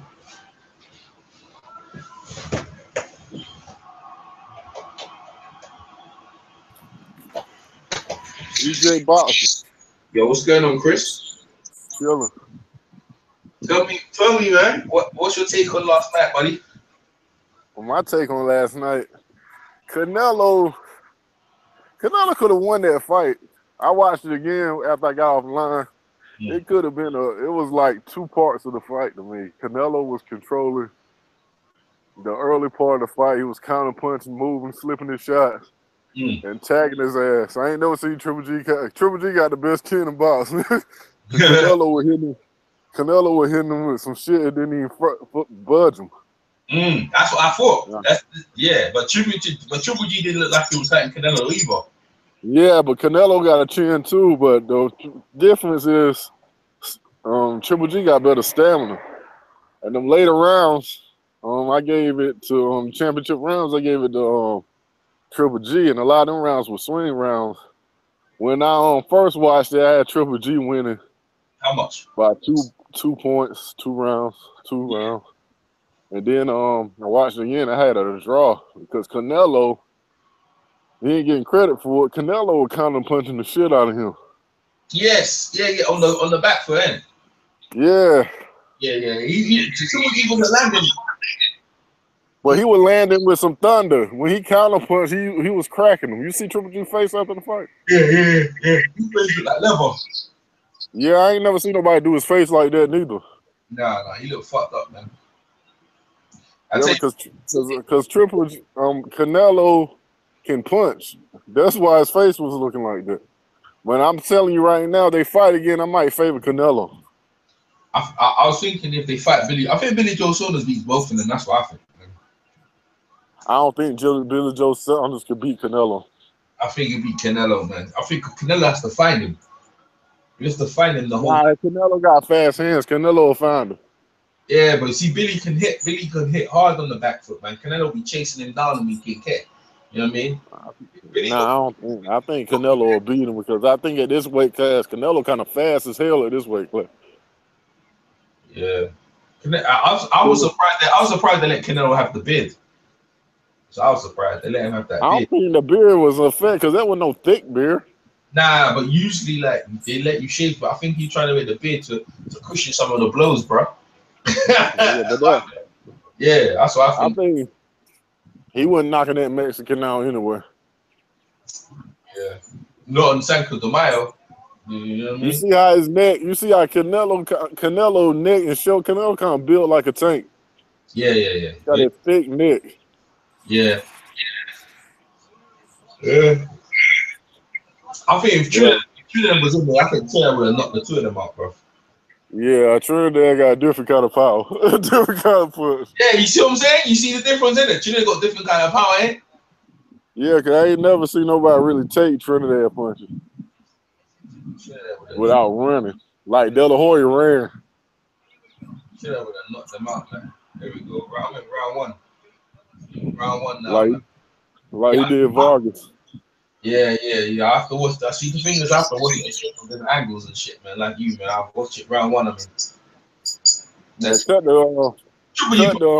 the broadcast down because they were going crazy. The Boss Nation, they were giving too much credit to Triple G. Even the rounds Canelo was winning, they were saying Triple G won them. Yeah, but you know what it is, yeah? It's because he's on the front foot and he's putting these England boxing. Yeah, that's why I figured it was because what they expect to do to fight him going toe to toe. Well, he should have fought him one round. A few rounds he fought him on the front foot. He was backing Triple G up. You know how it is, man. You got someone on the front foot putting the most pressure, and like the other guy on the back foot. I think that strategy made him tire out. With Triple G? No, Canelo. Well, on the back, yeah, because Canelo's a come forward fighter, isn't he? Yeah, but Canelo should let fight him on the inside. Canelo was hitting him with uppercuts and backing him up. Man, Canelo could beat him if they fight again. Yeah, I think Canelo had a bit more confidence to go in there and push. I don't think Triple G can fight on the back foot, bro. I don't think he knows how to, man. Yeah, and his jab that people say he was going. He hit him with some jab, but look like Canelo does a better pure boxing than he is. Yeah, he's definitely the pure boxer. I know you favor boxers in general, you know what I'm saying? He definitely is the favorite boxer. And if they fight again, you got to realize it's going to be a year later because it's going to take about a year. He's going to be 37 years old. Triple G going to lose that fight. I think that's what I think they might go Billy Joe. I think they got Manchu against Achalo, and then they got Billy Joe Saunders try to unify, try to get all the belts. Canelo's still the linear champion. They ain't going nowhere. Wait here. Hello. Yeah, man. One. Yeah, I got that. I'm gonna watch it again though. I usually watch it like 3 times to make sure. That's how I do. Yeah. Oh man.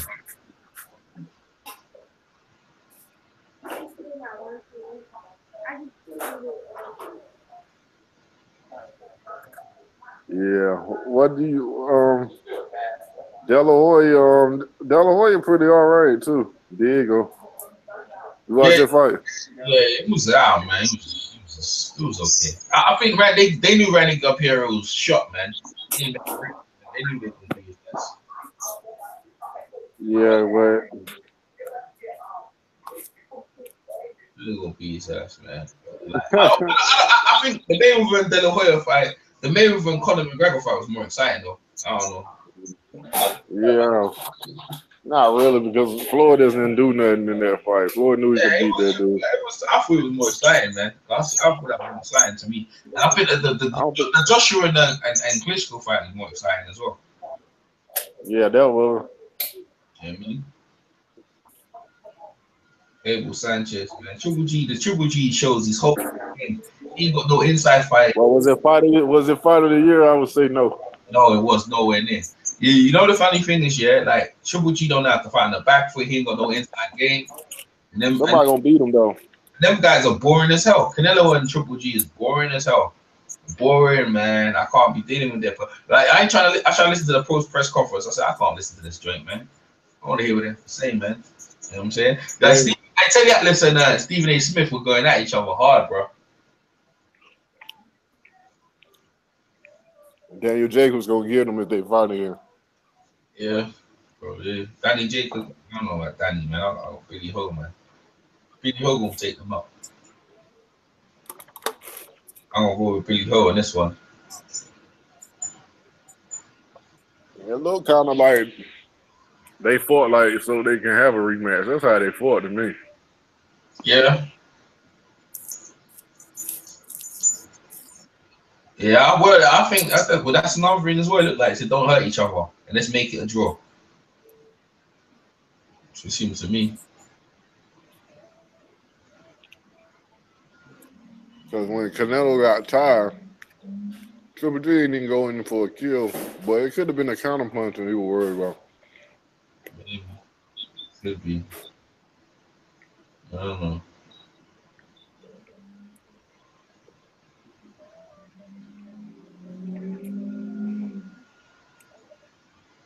For all that talk, he was going to walk him down and knock him out in the 6th round. A lot of people picked that. That didn't happen.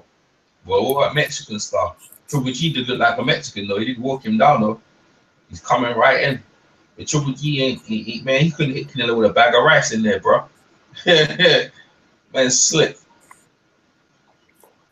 And then I didn't like the fact he said he didn't like Canelo because Canelo was moving. We got to learn how to cut the ring off. Yeah, he don't have to cut the ring off, man. I was saying on the coaches there, like he still got that European style. See, they try to push the European style. That's a European style. They run like robots, man. Man ain't complete, bro. He ain't complete. Canelo looked the complete fighter, man. Inside, outside, slipping. You know, he looks slick, man. Coming round 2 and he's slicking him.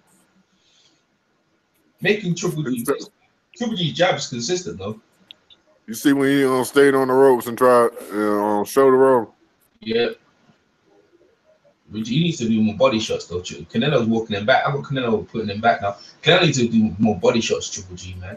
I think you better. Canelo should have did body shots the whole fight. They were working. I think Eubank Jr. would have beat Triple G if they fought that time, man. That's what I think. Man. I really know what his ass. He can't catch him. He can't get Canelo. He can't catch Canelo. Well, Eubank Jr. is faster than Canelo, bro. He can off the hands, man. There's a lot of fighters that can beat him. Triple G's is a plodder, man. This is a big, come forward, power, heavy-handed plodder. If you stand there and let him hit you, then fine. But you see at the higher level, the elite level, it ain't about you standing there. I'm gonna stand there and let you hit me, dog. Ain't about that, bro. Jacob show what time it is. Let me hear this video. Let me hear the interview with Triple G. A 2-minute interview with Triple G. Come on, here we Canelo need to fix that stamina. I know what was burning them up, running all the time, moving around too much. Tonight in the ring against Canelo Alvarez. Listen to this. I want to. Let me hear what you said. Let me do it again. Rewind this again.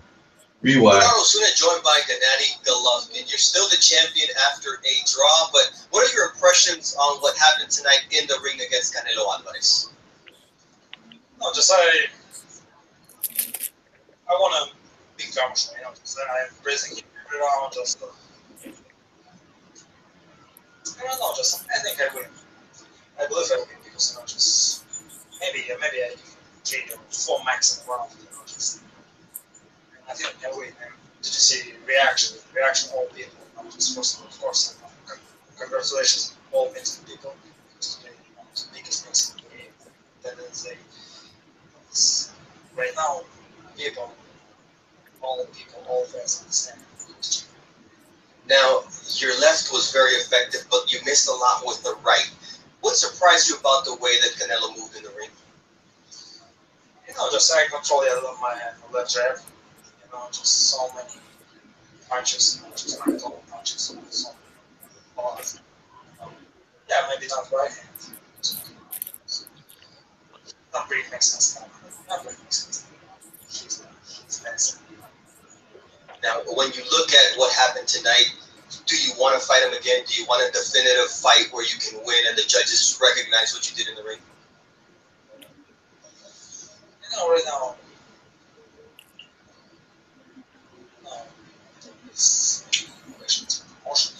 You don't want a rematch.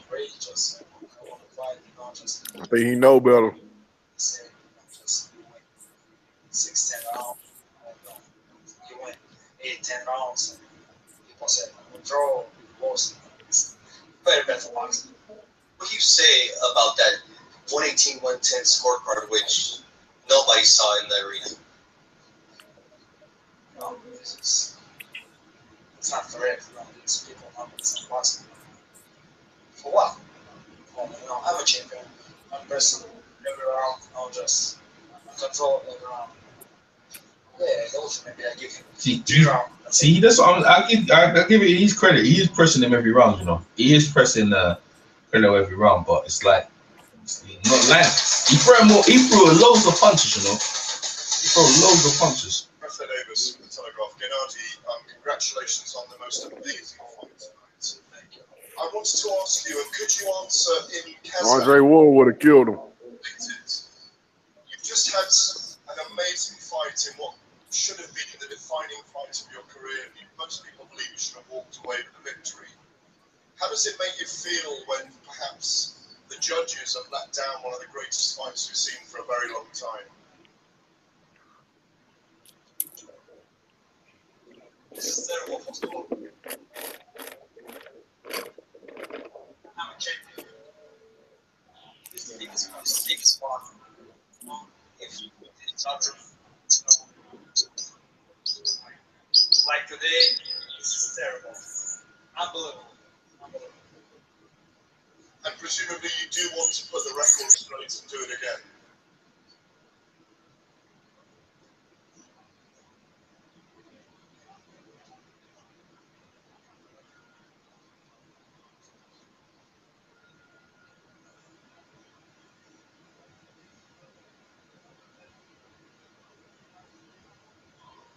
Question for Abel. Not for Abel. He's just going to answer the second part of that question. Yesterday you told me that if they didn't, the commission didn't.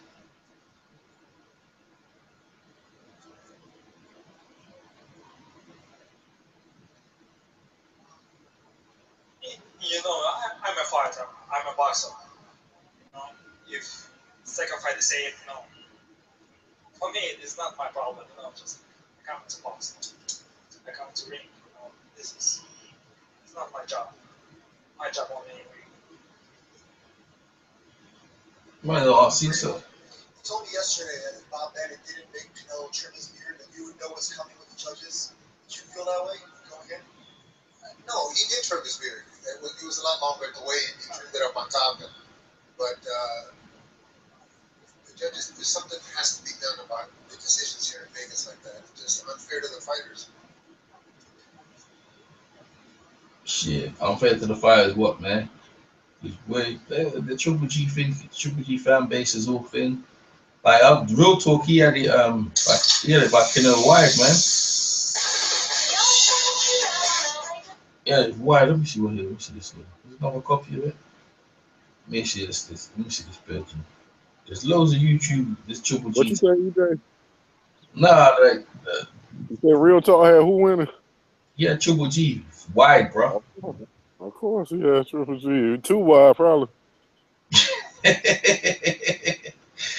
Yeah, the Triple G wide out from there, man. Yeah, Triple G. He had Triple G wide before the fight started. Yeah. He made me love crazy. Yeah, Triple G doing this week out there, bro. Yeah, he didn't win wide. Because he ain't win 1 through 4. Because he was getting the shit counter. He wasn't landing no punches. Yeah, Triple G doing his thing out there, Mike. Yeah, Triple G bouncing that. Yeah, Triple G winning that thing easy, bro. And even the people that had him for Triple G didn't have about that much. The judge, they had it for Triple G, ain't had about that much. He had it like I had it. See, that's unbiased right there. That's called unbiased. I went for Canelo, but I had Triple G winning, and it wasn't wide. See, his fans, they biased. They can't listen to their scorecard. Well, you talk about Triple G's people, they're biased, huh? Yeah, they biased. Ain't no in hell he had that fight wide because he ain't do shit in the early rounds. We're gonna listen to Teddy Atlas and think for an hour or so. I think they're talking mad shit, bro. They're talking mad greasy. All right, here we go. We gonna zoom into this story right here. The scorecards are wide, bro. Actually, you know what? My bad. Actually, you know what? I'm playing for real. I should have let that thing play through the TV. Actually, no, man. We're gonna play this straight. We're gonna play this straight right here. Here we go. But three judges in Las Vegas were watching a different fight. They've awarded it a draw. And so Gennady Golovkin, Canelo Alvarez go 12 rounds. They go the distance in Las Vegas, and it's ruled a draw. Kevin Connors, John Butchergross, we both saw the fight very differently. Yeah, I thought it was Triple G's night from the get-go. He had Canelo on his heels, but Twitter and thought Canelo won. It's that old human adage where you see two different things. I thought clearly Triple G was the aggressor and set the tone. I thought it was his night. It was the word I was going to use. He was the aggressor. He kept Canelo on his heels for a lot of the fight. But again, three people in Vegas who were scoring the fight saw it differently. Teddy Atlas is going to join us, break down what happened. Teddy said his prediction before the fight would be that Canelo Alvarez would win the fight, potentially in controversial fashion. He didn't win, but there's some controversy here, Bucci. Yeah, I'm really looking forward to what Teddy says. Watching the fight with Teddy Atlas, that certainly is a bucket list thing going on. And you and I were like, this is Triple G, but Teddy's like, not so fast, my friend. We'll have to wait and see. And Canelo did bring it on late, the last 3 rounds. How much that swayed the judges, and we'll have to see the official card as it comes out. Did that in the end get into the shot. Stephen A. Smith will join us from Las Vegas momentarily. It's the first blemish, if you will, on. Chris, what are you doing over there, man? Don't mute yourself, man. Canelo Alvarez had a 1-loss, 1 draw coming into this fight, the only loss of his career to the great Floyd Mayweather. And what this means, in all likelihood, Bucci, it's the old adage in boxing. The only thing that is more money in the actual fight is the rematch, and I think we're going to see a rematch here because I'm not the best case scenario to come out of this would likely have been a showdown with Miguel Cotto, who's at the end of his career. Cotto's a money fighter. That'd be a big fight that they get in New York City, likely, where Cotto would bring a big payday. But it would appear that we might be looking at a rematch in Las Vegas again. Here's how Dan Rayfield scored it. He gave the first round of the fight to Canelo Alvarez, and then from there, an onslaught for Triple G. According to Dan, Golovkin won 2, 4, 5, 6, 7, 8, 9, 10, and 11 before the last round went to Canelo Alvarez. But a different story for.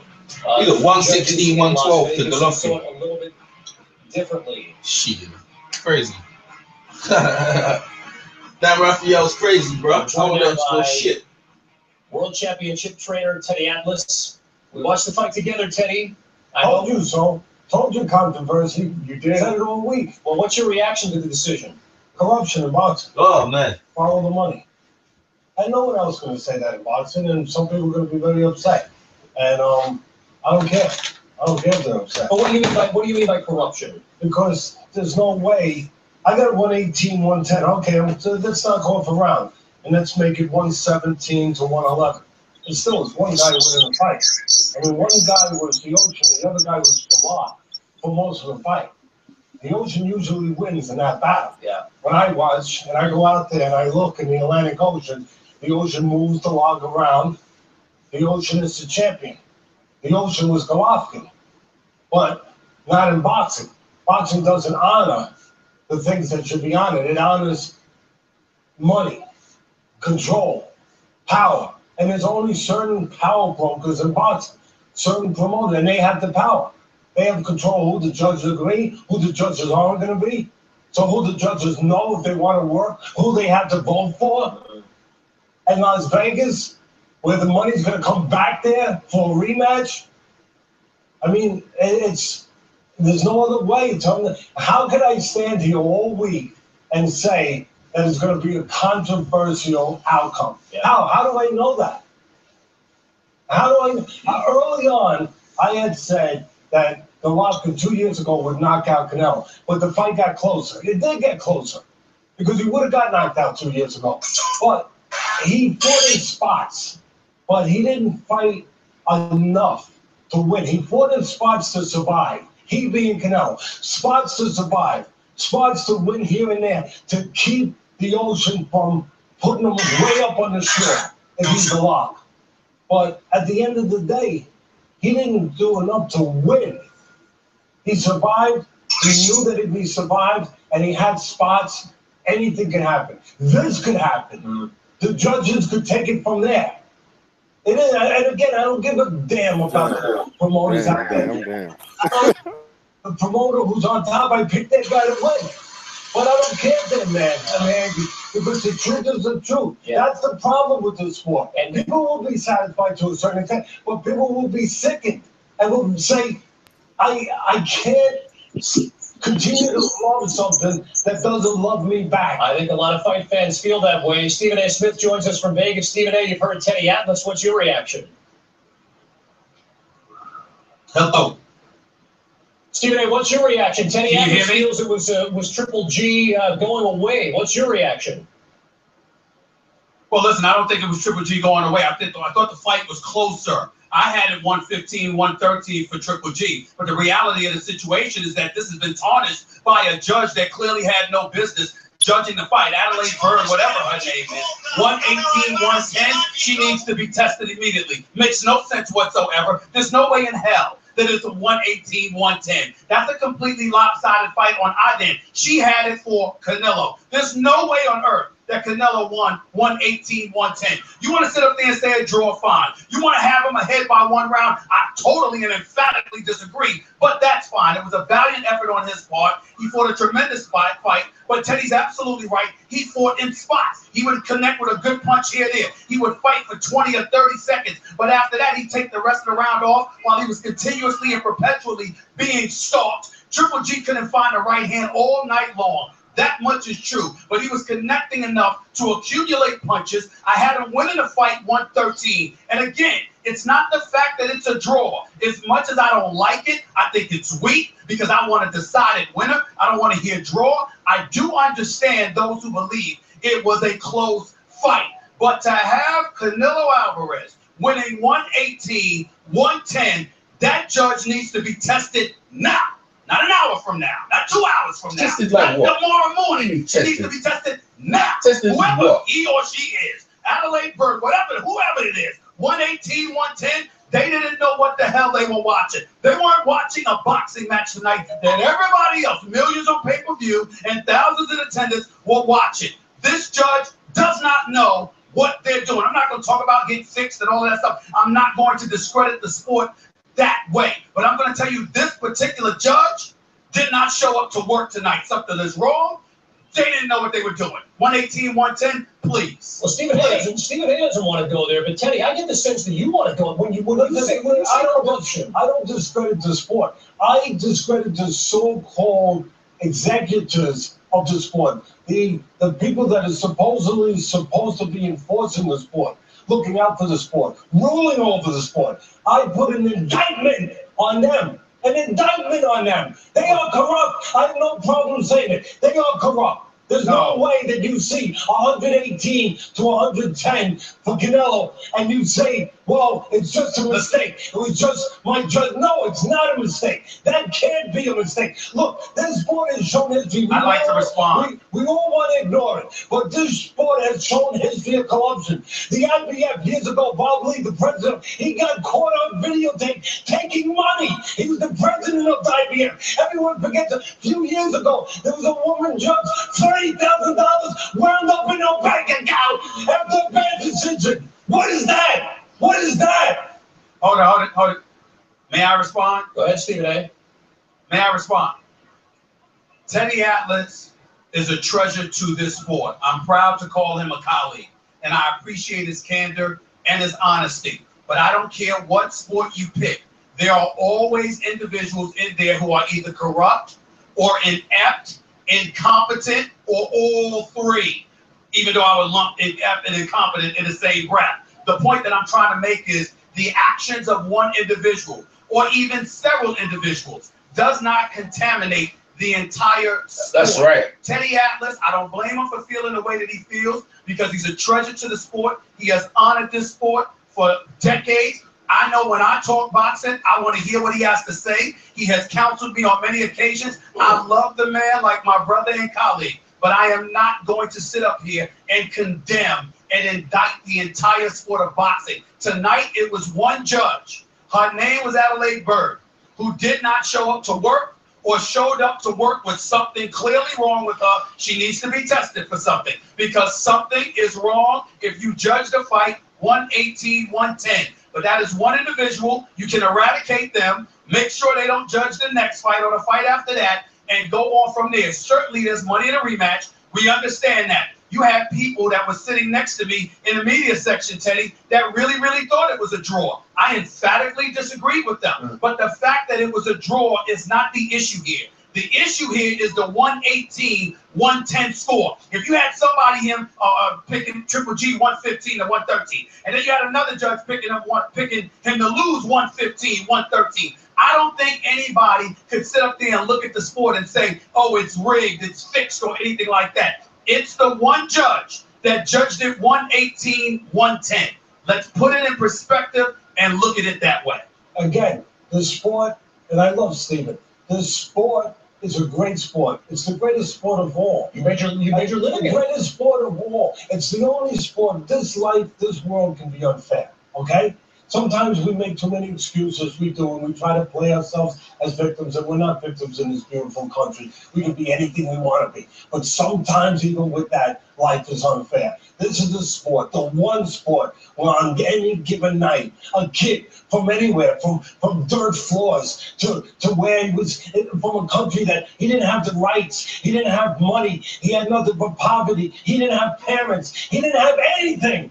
But he had it in his chest, in his heart, to work hard, to get in that ring, to be ready, to be trained. And on one given night, he can have his hand raised and be called champion of the world and make life fair, make the world fair. It's the only sport that can do that. The sport is beautiful, but the administrators of the sport, they stink. Teddy, my man. You know, I got a dear friend of mine. His name is Jeff Brown. He's out in California. I've known him all my life. He has a saying, fair is a place where they judge pigs. It does not exist. You've known this for many more years than I have.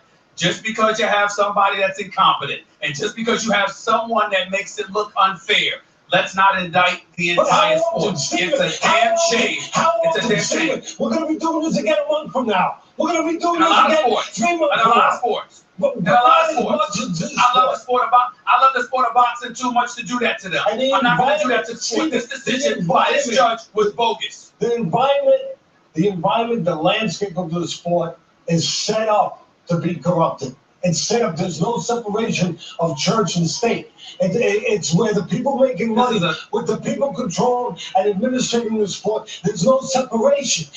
The promoters are allowed to pick judges. They're allowed to be involved in saying who does the judges and who doesn't judge. When you have that kind of closeness between the people making money and the people administrating the sport, there's a landscape for corruption.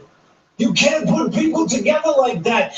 One person wants to make money, the other person wants to be in charge and be the police. You can't put them together like that. Wherever there's big money, there's room for corruption. We understand that, but that's not restricted to the sport of boxing. At the end of the day, two guys got in the ring. They fought valiantly for 12 rounds. We have a problem with one judge's decision. That's what this comes down to. There's money to be made in the casino business, but there is an oversight board to make sure there's no corruption. There's no oversight board in boxing. There's no commission. There's no national commission. No federal guidelines. Nobody looking and saying, can't do that. Can't do that. You can't be in charge. Promoter can't be in charge of who the judges are going to be. No, of course you want these judges. You can't be in charge. We're in charge. We're going to oversee. We're going to police it. We're going to make sure that there's no corruption. There's nothing. There's anywhere else in the garment business, there's corruption. But there's an oversight. In the Wall Street, there's corruption. But there's an oversight. There's no oversight. There's consequences. Calm down.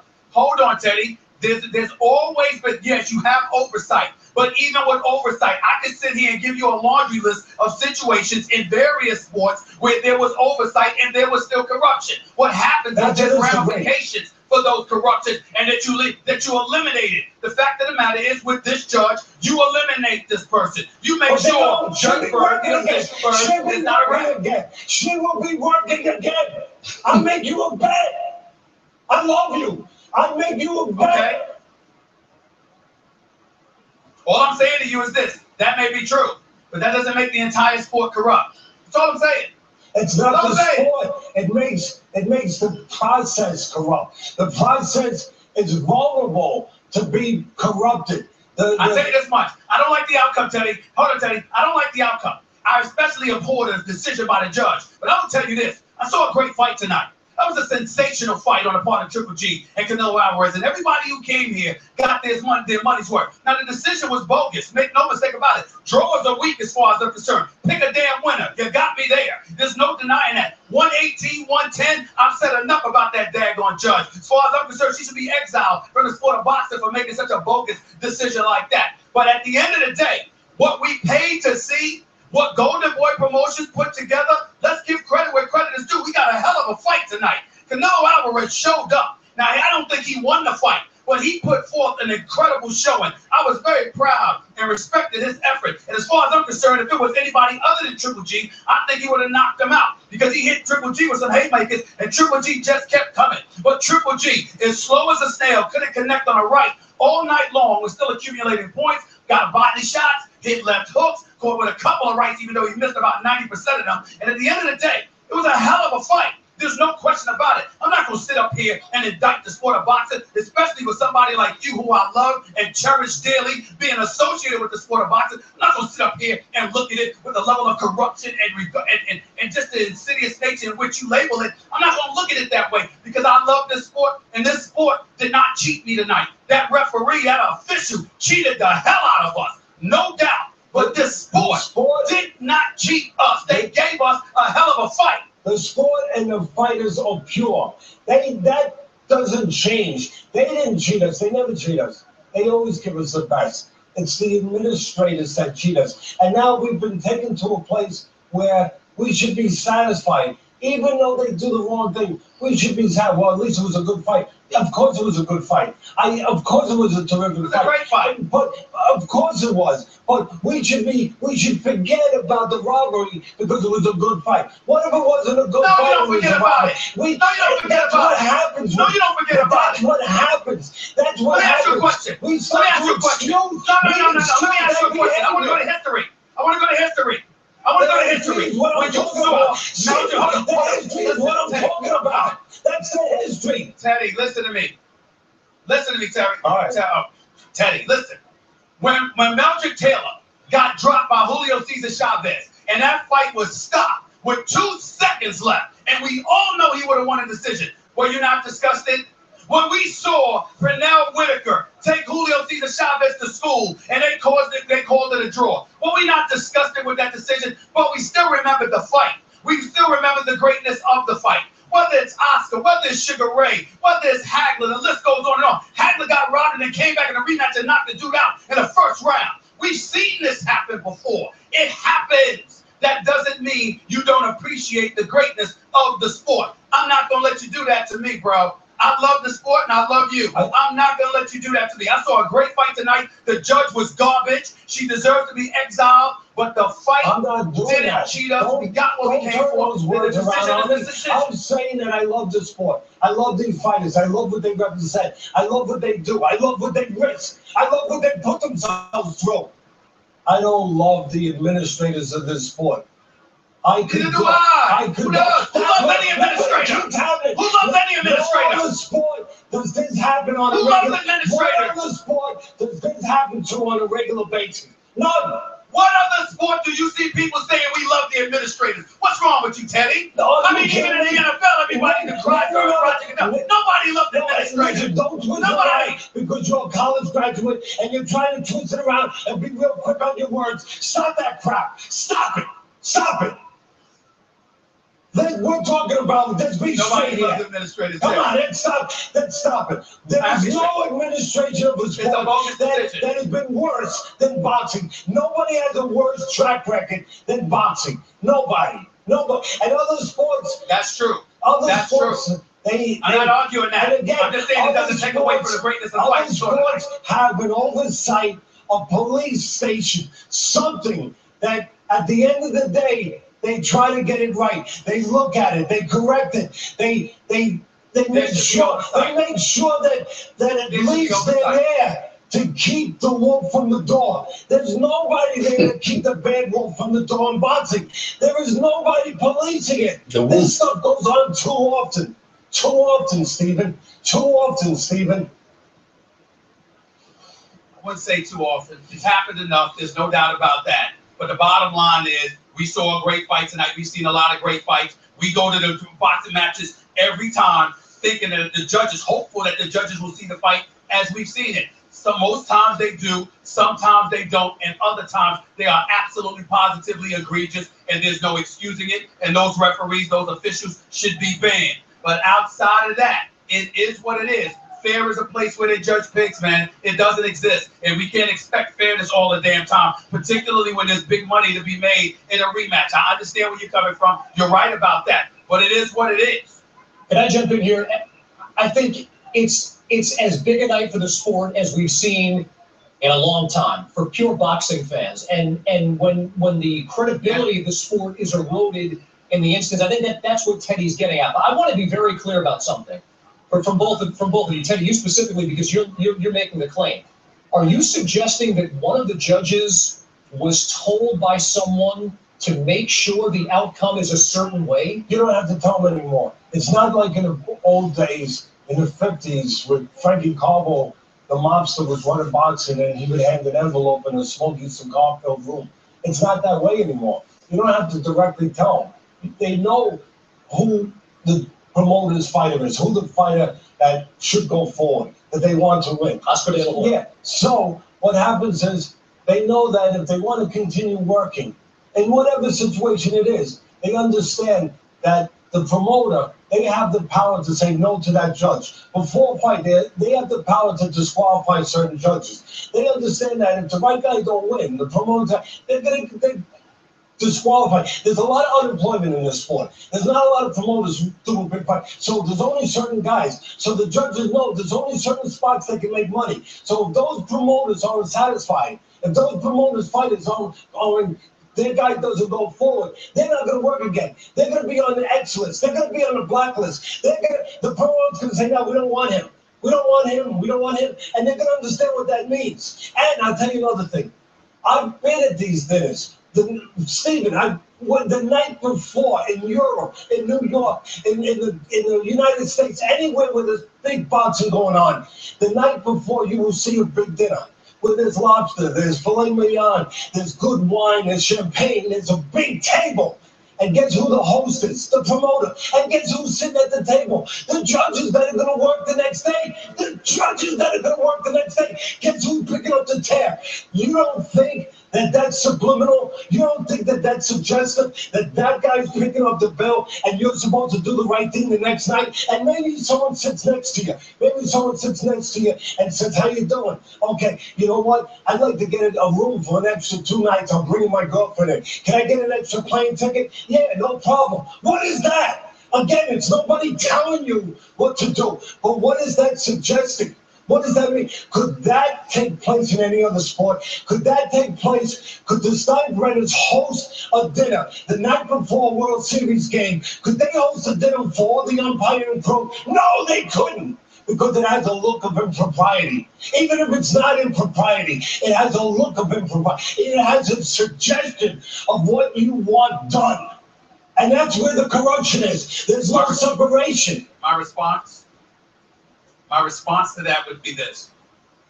No matter what sport you're in, you go into the competition recognizing what potential disadvantages may exist. Here's what happens with a boxing match. You're Triple G. I was in Vegas pretty much half the week, and all anybody was talking about is that Triple G had to take him out. Because if Triple G didn't take him out, because Canelo Alvarez is so popular, because he means so much to the sport of boxing, that as a result, Triple G would lose a decision. He had to take him out.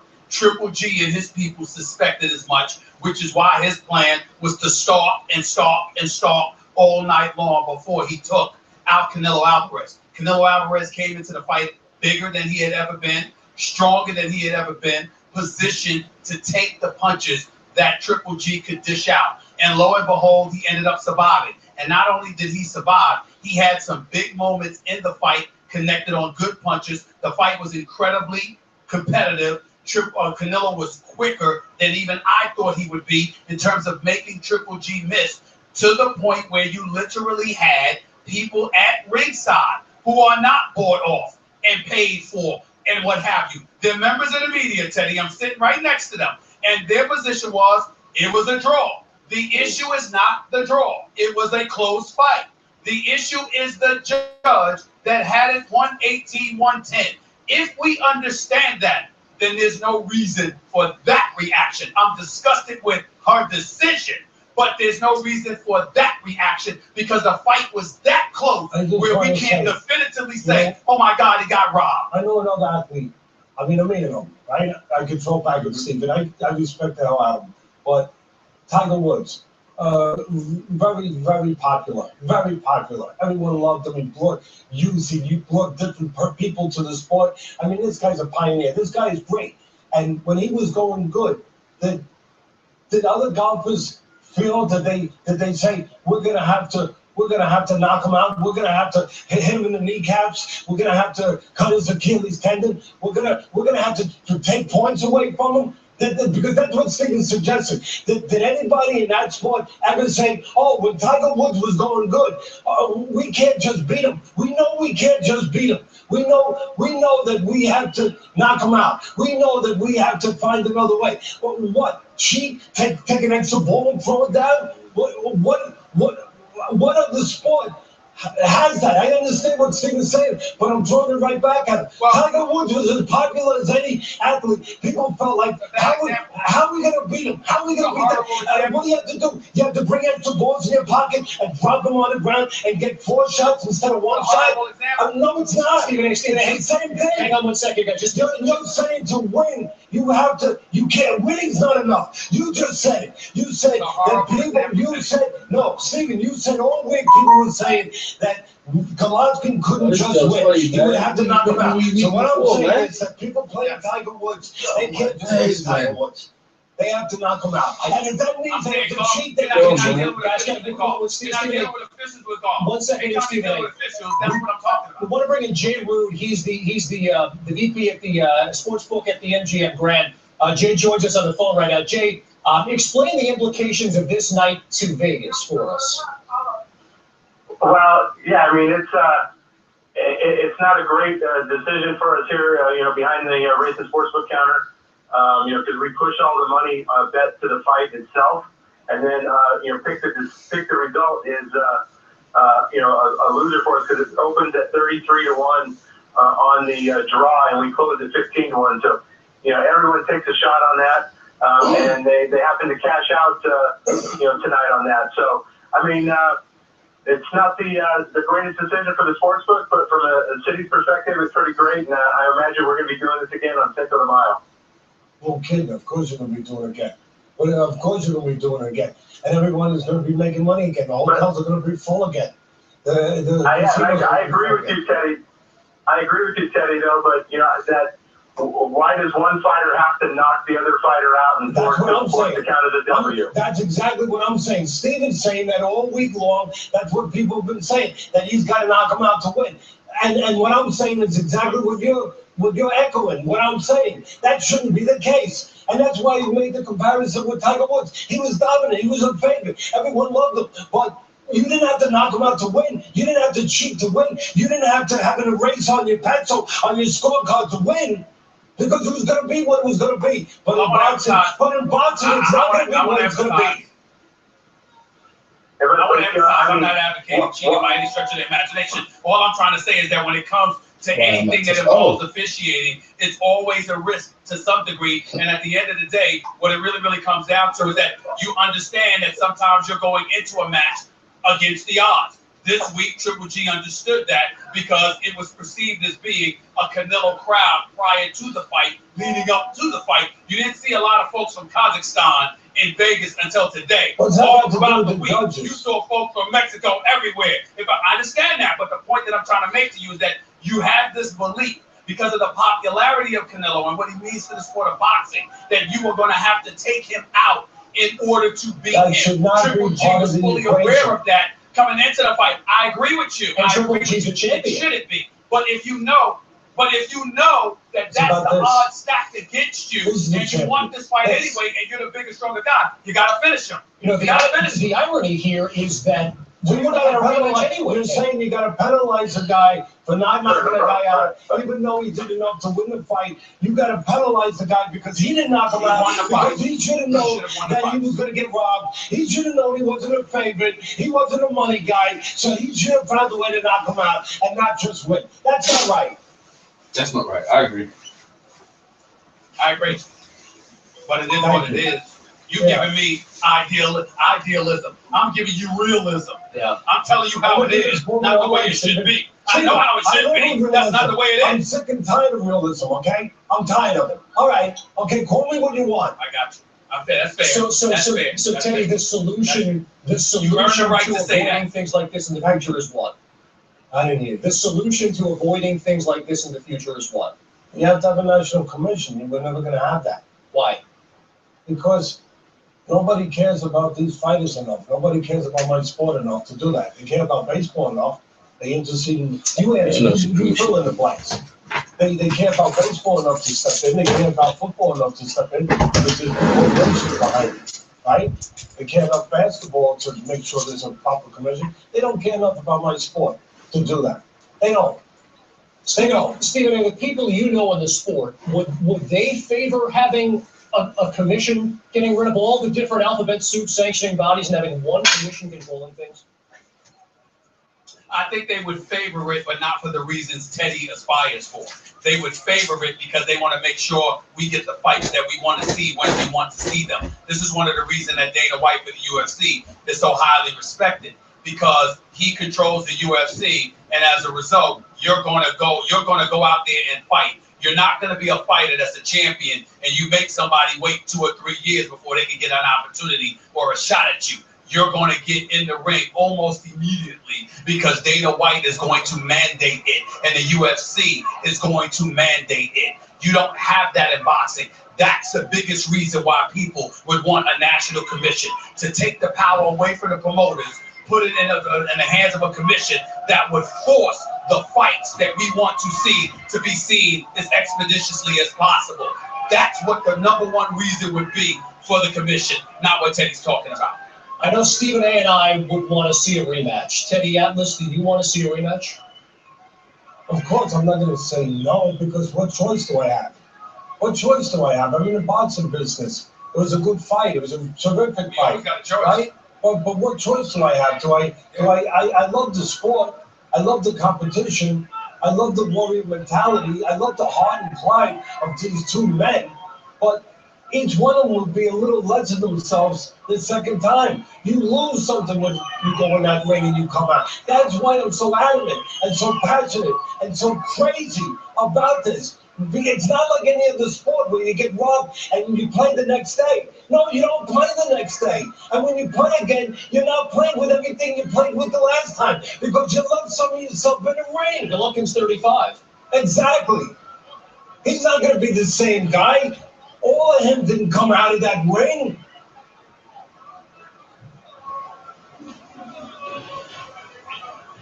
Stephen A., we witnessed a great fight in Vegas tonight. When we take a step back from this a week, 2 weeks from now, are we going to be as angry about the decision as we are right now? No, we're not. Because we're going to look forward to the rematch. And not only that, we're going to have profound respect for both fighters. I saw Canelo connect with Triple G and hit him with a couple of haymakers, and Triple G kept coming. I saw Triple G connect with Canelo, and Canelo egg him on and said, let's get it on, and didn't back out. He represented his countrymen very, very well.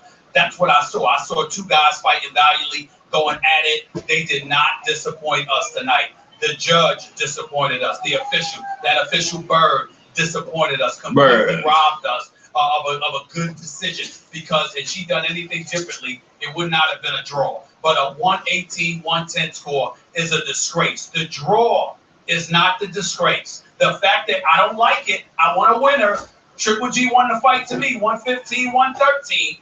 But there were people at ringside, my contemporaries in the media industry, who said it was a draw. The draw of that's not the disgrace. The disgrace is the 118-110 score, because clearly that particular judge was asleep at the wheel or something happened to her. But I'm not going to take anything away from the fighters, and I'm not going to take anything away from Oscar De La Hoya, who promised to deliver this fight in 2017. He delivered it, and they showed up, and they gave us a hell of a fight. I don't know whose fault it is that the judge seemed so inept, incompetent, or corrupt, whatever way you want to pick it. But that's on that particular judge and who or whatever influenced her. I'm not going to indict the sport like that. I'm just not going to do it. I don't see, again, I'm not indicting the sport. Stop, you college graduate. Stop being slick. Stop that. Stop that. I'm not indicting the sport. I'm indicting the judge. That's what I'm indicting.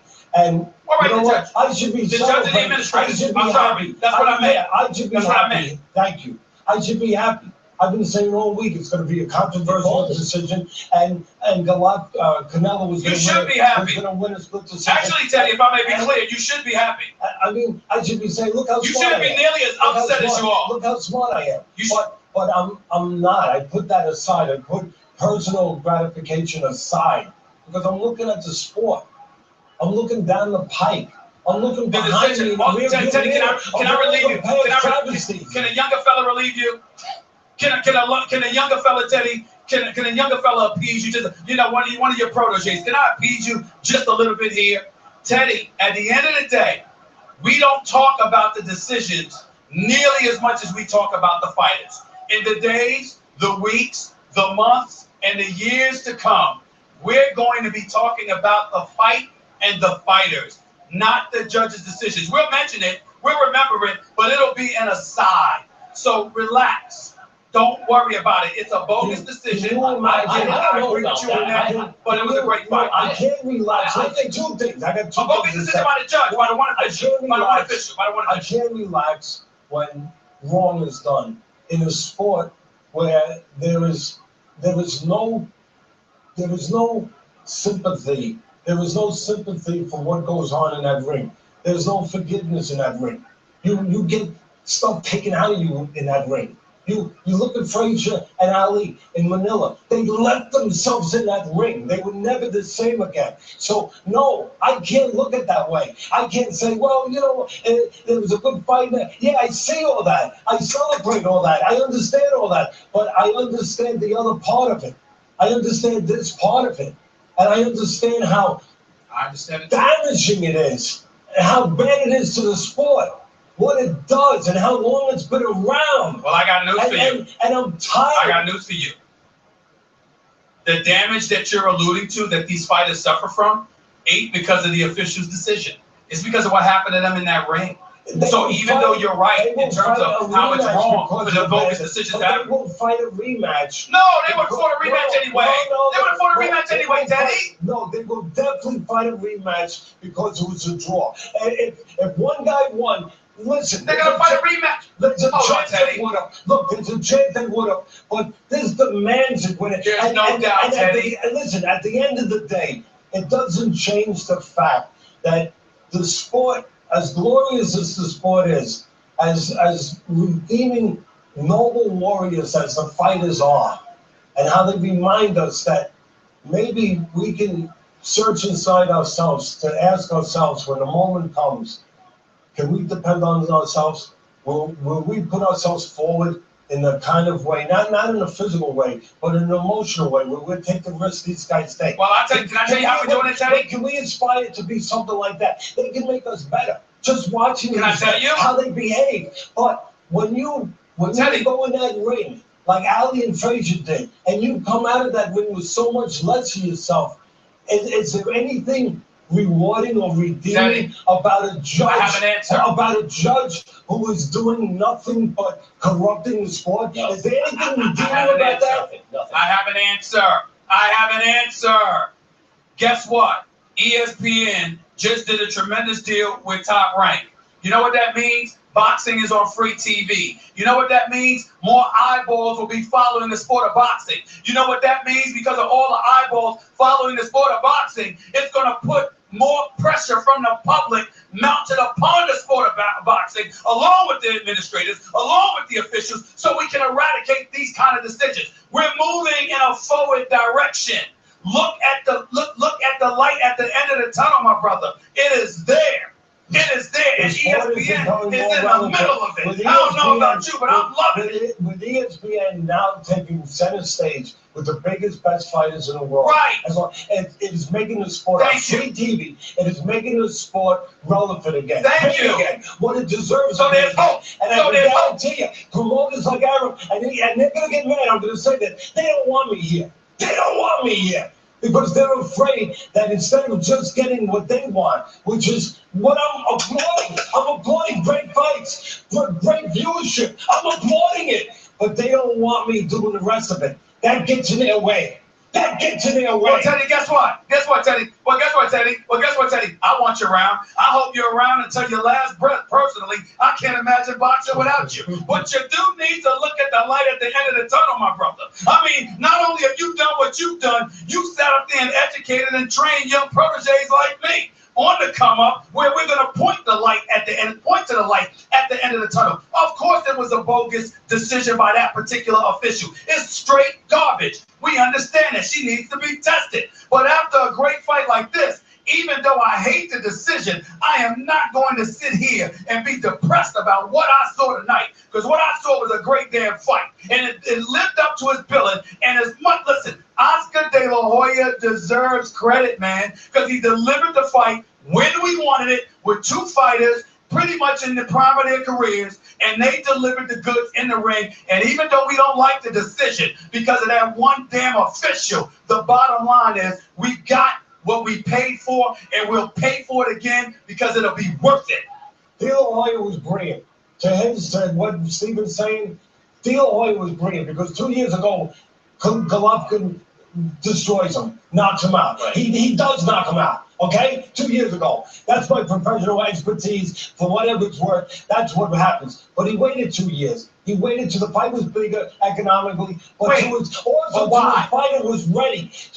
And he waited for Golovkin to get a little older. There's no crime in that. I will disagree a little bit with you, is that Golovkin wasn't in his prime. 35 years old. He was a little past. Right. He wasn't in his prime. Wait a minute. Whoa. It's not about Triple G. No, it's not about Triple G. You have to understand that Canelo was fighting at the welterweight and the super welterweight spot. He hadn't fought at above 155 until he got into the ring against Julio Chavez Jr.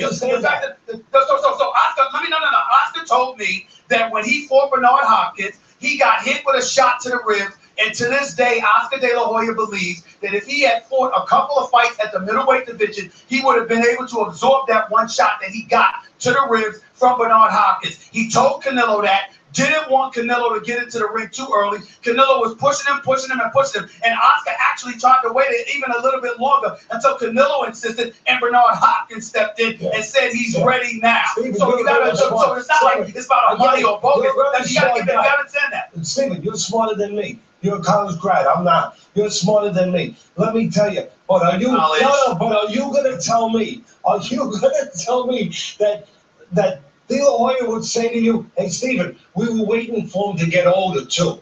We were waiting for him to start to deteriorate a little bit." He's not going to tell you that. But were they waiting for that? Yes. Yeah, and Canelo made a lot of money on that fight.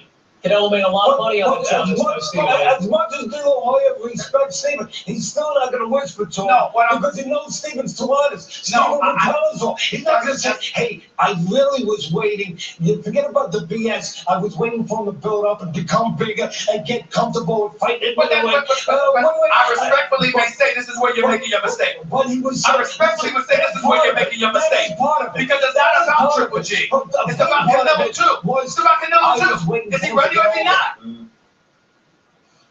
Hold it. But what about whether or not Canelo's ready or not? Yeah, he's going to get a little older. His birth certificate is going to collect a little extra stuff. He might have gotten a ring with Daniel Jackson. But what about Canelo getting ready? What about Canelo getting ready? Canelo is getting better. He wasn't ready. He wasn't ready. To get better, to mature. You want him in the ring 2 years ago when he's not ready? But I'm just saying, he was smart enough to also wait for deterioration in a guy who was 33 and then he became 35. Wait, a deterioration or elevation on the part of Canelo? That's what I'm saying. Deterioration from Triple G or elevation on the part of Canelo? Both. This is a guy who's 35 years old, 400 fights, and what, you don't think he deteriorates?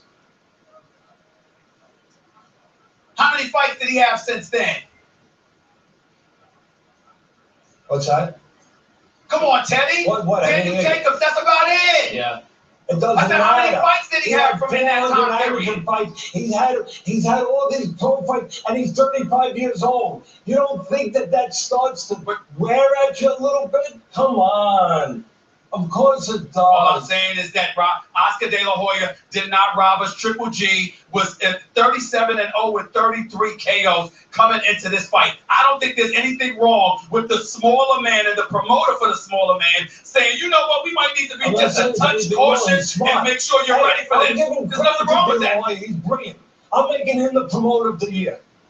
We are 46 minutes into this discussion, and I could go for another 45. I put Mayweather, Bob Arum, and Oscar De La Hoya on the same level. I agree. Teddy, Mayweather's brilliant. And now you better put Conor McGregor in there too. Yeah, he made a lot of money himself. Teddy, when your head hits the pillow tonight, you're going to summarize this. I'm going to hear Stephen A. Smith yelling and saying, "Good night, Teddy. Good night, Teddy." Oh, I'm yelling? What were you doing? Sitting there like a little mouse? Are you kidding me? You're going to remember this night. Can you imagine? Tell me how you're going to remember this. I'm having fun. I was trying to calm you down. All right, thank you. I love you. Thank you. Thank you. Thank you. Love you too.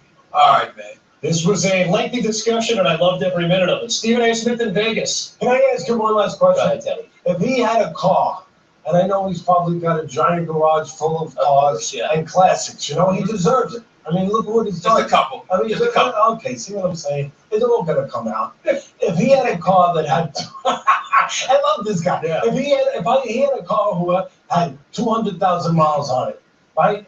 Would he could take it on the highway and go 75 miles an hour? And if he did, would that car start to, would it start to show a little bit of, you know, aches and pains? Where wrong person asked that question all of a sudden he would be a little concerned about that car is deteriorating a little bit, that car doesn't make the trips it used to make. Wouldn't you, Stephen? Wouldn't you say, you know what, this car doesn't make those long trips quite as well? And well, I'm a little worried about taking it on long trips.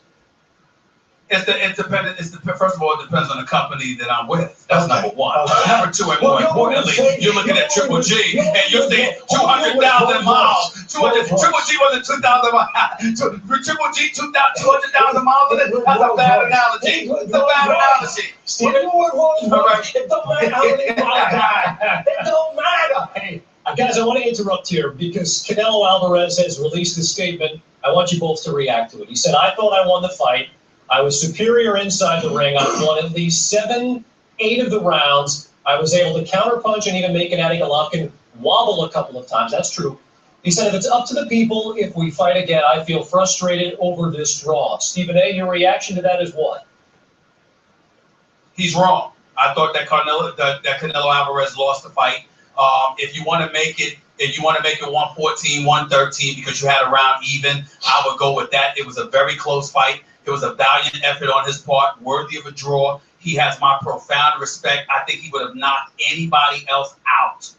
Anybody else other than Triple G. Mad respect and love to Canelo Alvarez, but I respectfully disagree with him. I don't knock him for feeling the way that he felt because he was the one in that ring putting forth that effort. But I thought that he took lots of seconds, if not minutes, off in between rounds. He did a lot of that. He did, he'll go on a little flurry for about 20 or 30 seconds, and then for another minute and a half to 2 minutes, he wouldn't throw but so many punches. And he thought that winning was inviting Triple G to come at him and what have you. I don't believe that. I thought that Triple G won the fight on points. I thought that he was the constant aggressor and stalker, and I thought that even though Canelo landed several big punches, which is why the fight was so close, I thought he got outworked by Triple G in the end, and Triple G deserved a very close decision.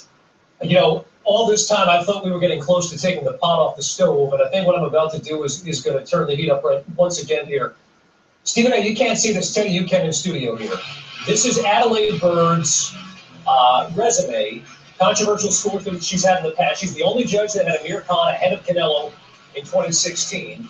She's the only judge that had Nan Fan as a winner in the fight against Leonard Garcia. You see some of the other ones here. And again, Teddy, 118, 110. I feel like you had to have been in a different building watching a different fight altogether to arrive at that. No, she's been, obviously, her resume shows you. She's doing tonight what she's always done, what she needs to do.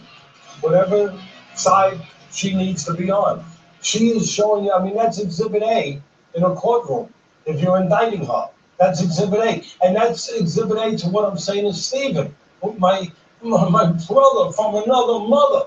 I'm saying to him, look, this is exactly what I'm talking about. It's about that it's never going to change. Why are you upset, Teddy? Because we're going to be having this conversation a month from now. Because this woman, like that resume shows, is going to work again. That's the problem with the administration of this sport. But Stephen, that's what I'm saying. That's the problem. She has worked before after bad decisions. She will work again. No other sport would allow that. No other business would allow that. Because there would be something in place, some kind of policing in place to say, no, that can't happen. But there's nothing in place in my sport. She will continue doing her bad stuff. She will continue. Nothing will stop her. Nothing has stopped her to this point. Yeah. Stephen A. said one thing tonight. Stephen A. said based on a resume, she doesn't need to do another championship fight again. I think the pressure should mount to make sure that she is not a part of a championship bout again. Her incompetence has shined through, particularly tonight, but tonight clearly wasn't the only night. She should not be allowed to do another championship fight again. Again, I'm not going to indict the sport of boxing. I'm going to indict her. I'm not indicting. Where I am indicting the sport. Administrators. That's all. Right. Administrators. The administration of it. And it's never going to change because the power brokers don't want it to change because it's in their court. Everyone made money. It's in their favor. Yeah. They don't want it to change. Do you know that there were years ago that I went down to Washington to interview Senator McCain? Went into Congress, went into the Senate, went there with a camera crew from ESPN to interview him and ask him, please help us. Please help us with the sport, get a national commission. And he was trying. He was trying. But he wound up going on. He had bigger fish to fry. He ran for something called the presidency of the United States. And he kind of forgot about us. But he was a fan of the sport. He was trying. But I was on kind of a secret committee with some really good people that were talking to him during the process about putting together a commission, about putting together reform in this sport. And while we were doing it, we found out that other senators who had been getting campaign contributions from some of the promoters, that they were showing it to the promoters, and they were against it. Do you understand what I'm saying? I do. They were the promoters who would be hurt by it were showing it by other senators who were getting campaign. I'd say it again, campaign contributions. I have some information From them. I have some information. And they were putting monkey wrenches in the process. They didn't want it to happen. I have some information. A source within Top Rank informed me a little while ago that they had actually requested that this particular official not be a part of their fight. I believe it was Pacquiao versus Horn. I'm not sure, but I believe it was. They actually requested, they had concerns over her and she not be a part of it. So basically, we're both right, because on Teddy's side, it speaks to the administration within the sport of boxing that would allow this person who's clearly been inept and incompetent, or whatever you want to call her, in the past, and they allowed her to come back and do it again. But it also speaks to the valiancy of boxing, because you have promoters, not just fighters, but promoters who care about the sport, who care about outcomes, that wish that they didn't have to deal with this kind of issue. So again, you have people within the sport of boxing that care enough about it, value it, and don't want somebody inept as an official. But the administrators, as Teddy alluded to, will continue to allow this to happen. But again, Top Rank's deal with ESPN puts the sport of boxing in a position to be on free television, which means more eyeballs, which means more public eyeballs, which means more public pressure to really derail this kind of stuff from repeatedly happening. As long as the Teddys of the world, myself and others, are on the airways making noise about this, that usually provokes change. So it's not a reason to lose hope. It's a reason to be optimistic. Last word here, Teddy. We've got 30 seconds. This was supposed to be the crown jewel of 2017 for boxing. Do we leave tonight disappointed? We leave tonight remembering how great the fighters can be, how great the action in that squared circle, the chamber of truth, can be, how special it can be. And we leave understanding how badly the sport and those fighters need to be better respected and protected by the inadequate, incompetent, corrupt administrators of the sport. We're going to remember tonight as the night that injustice was done in Vegas. Stephen A. Smith, Teddy Evans, great debate here on the night. It's a draw in Las Vegas.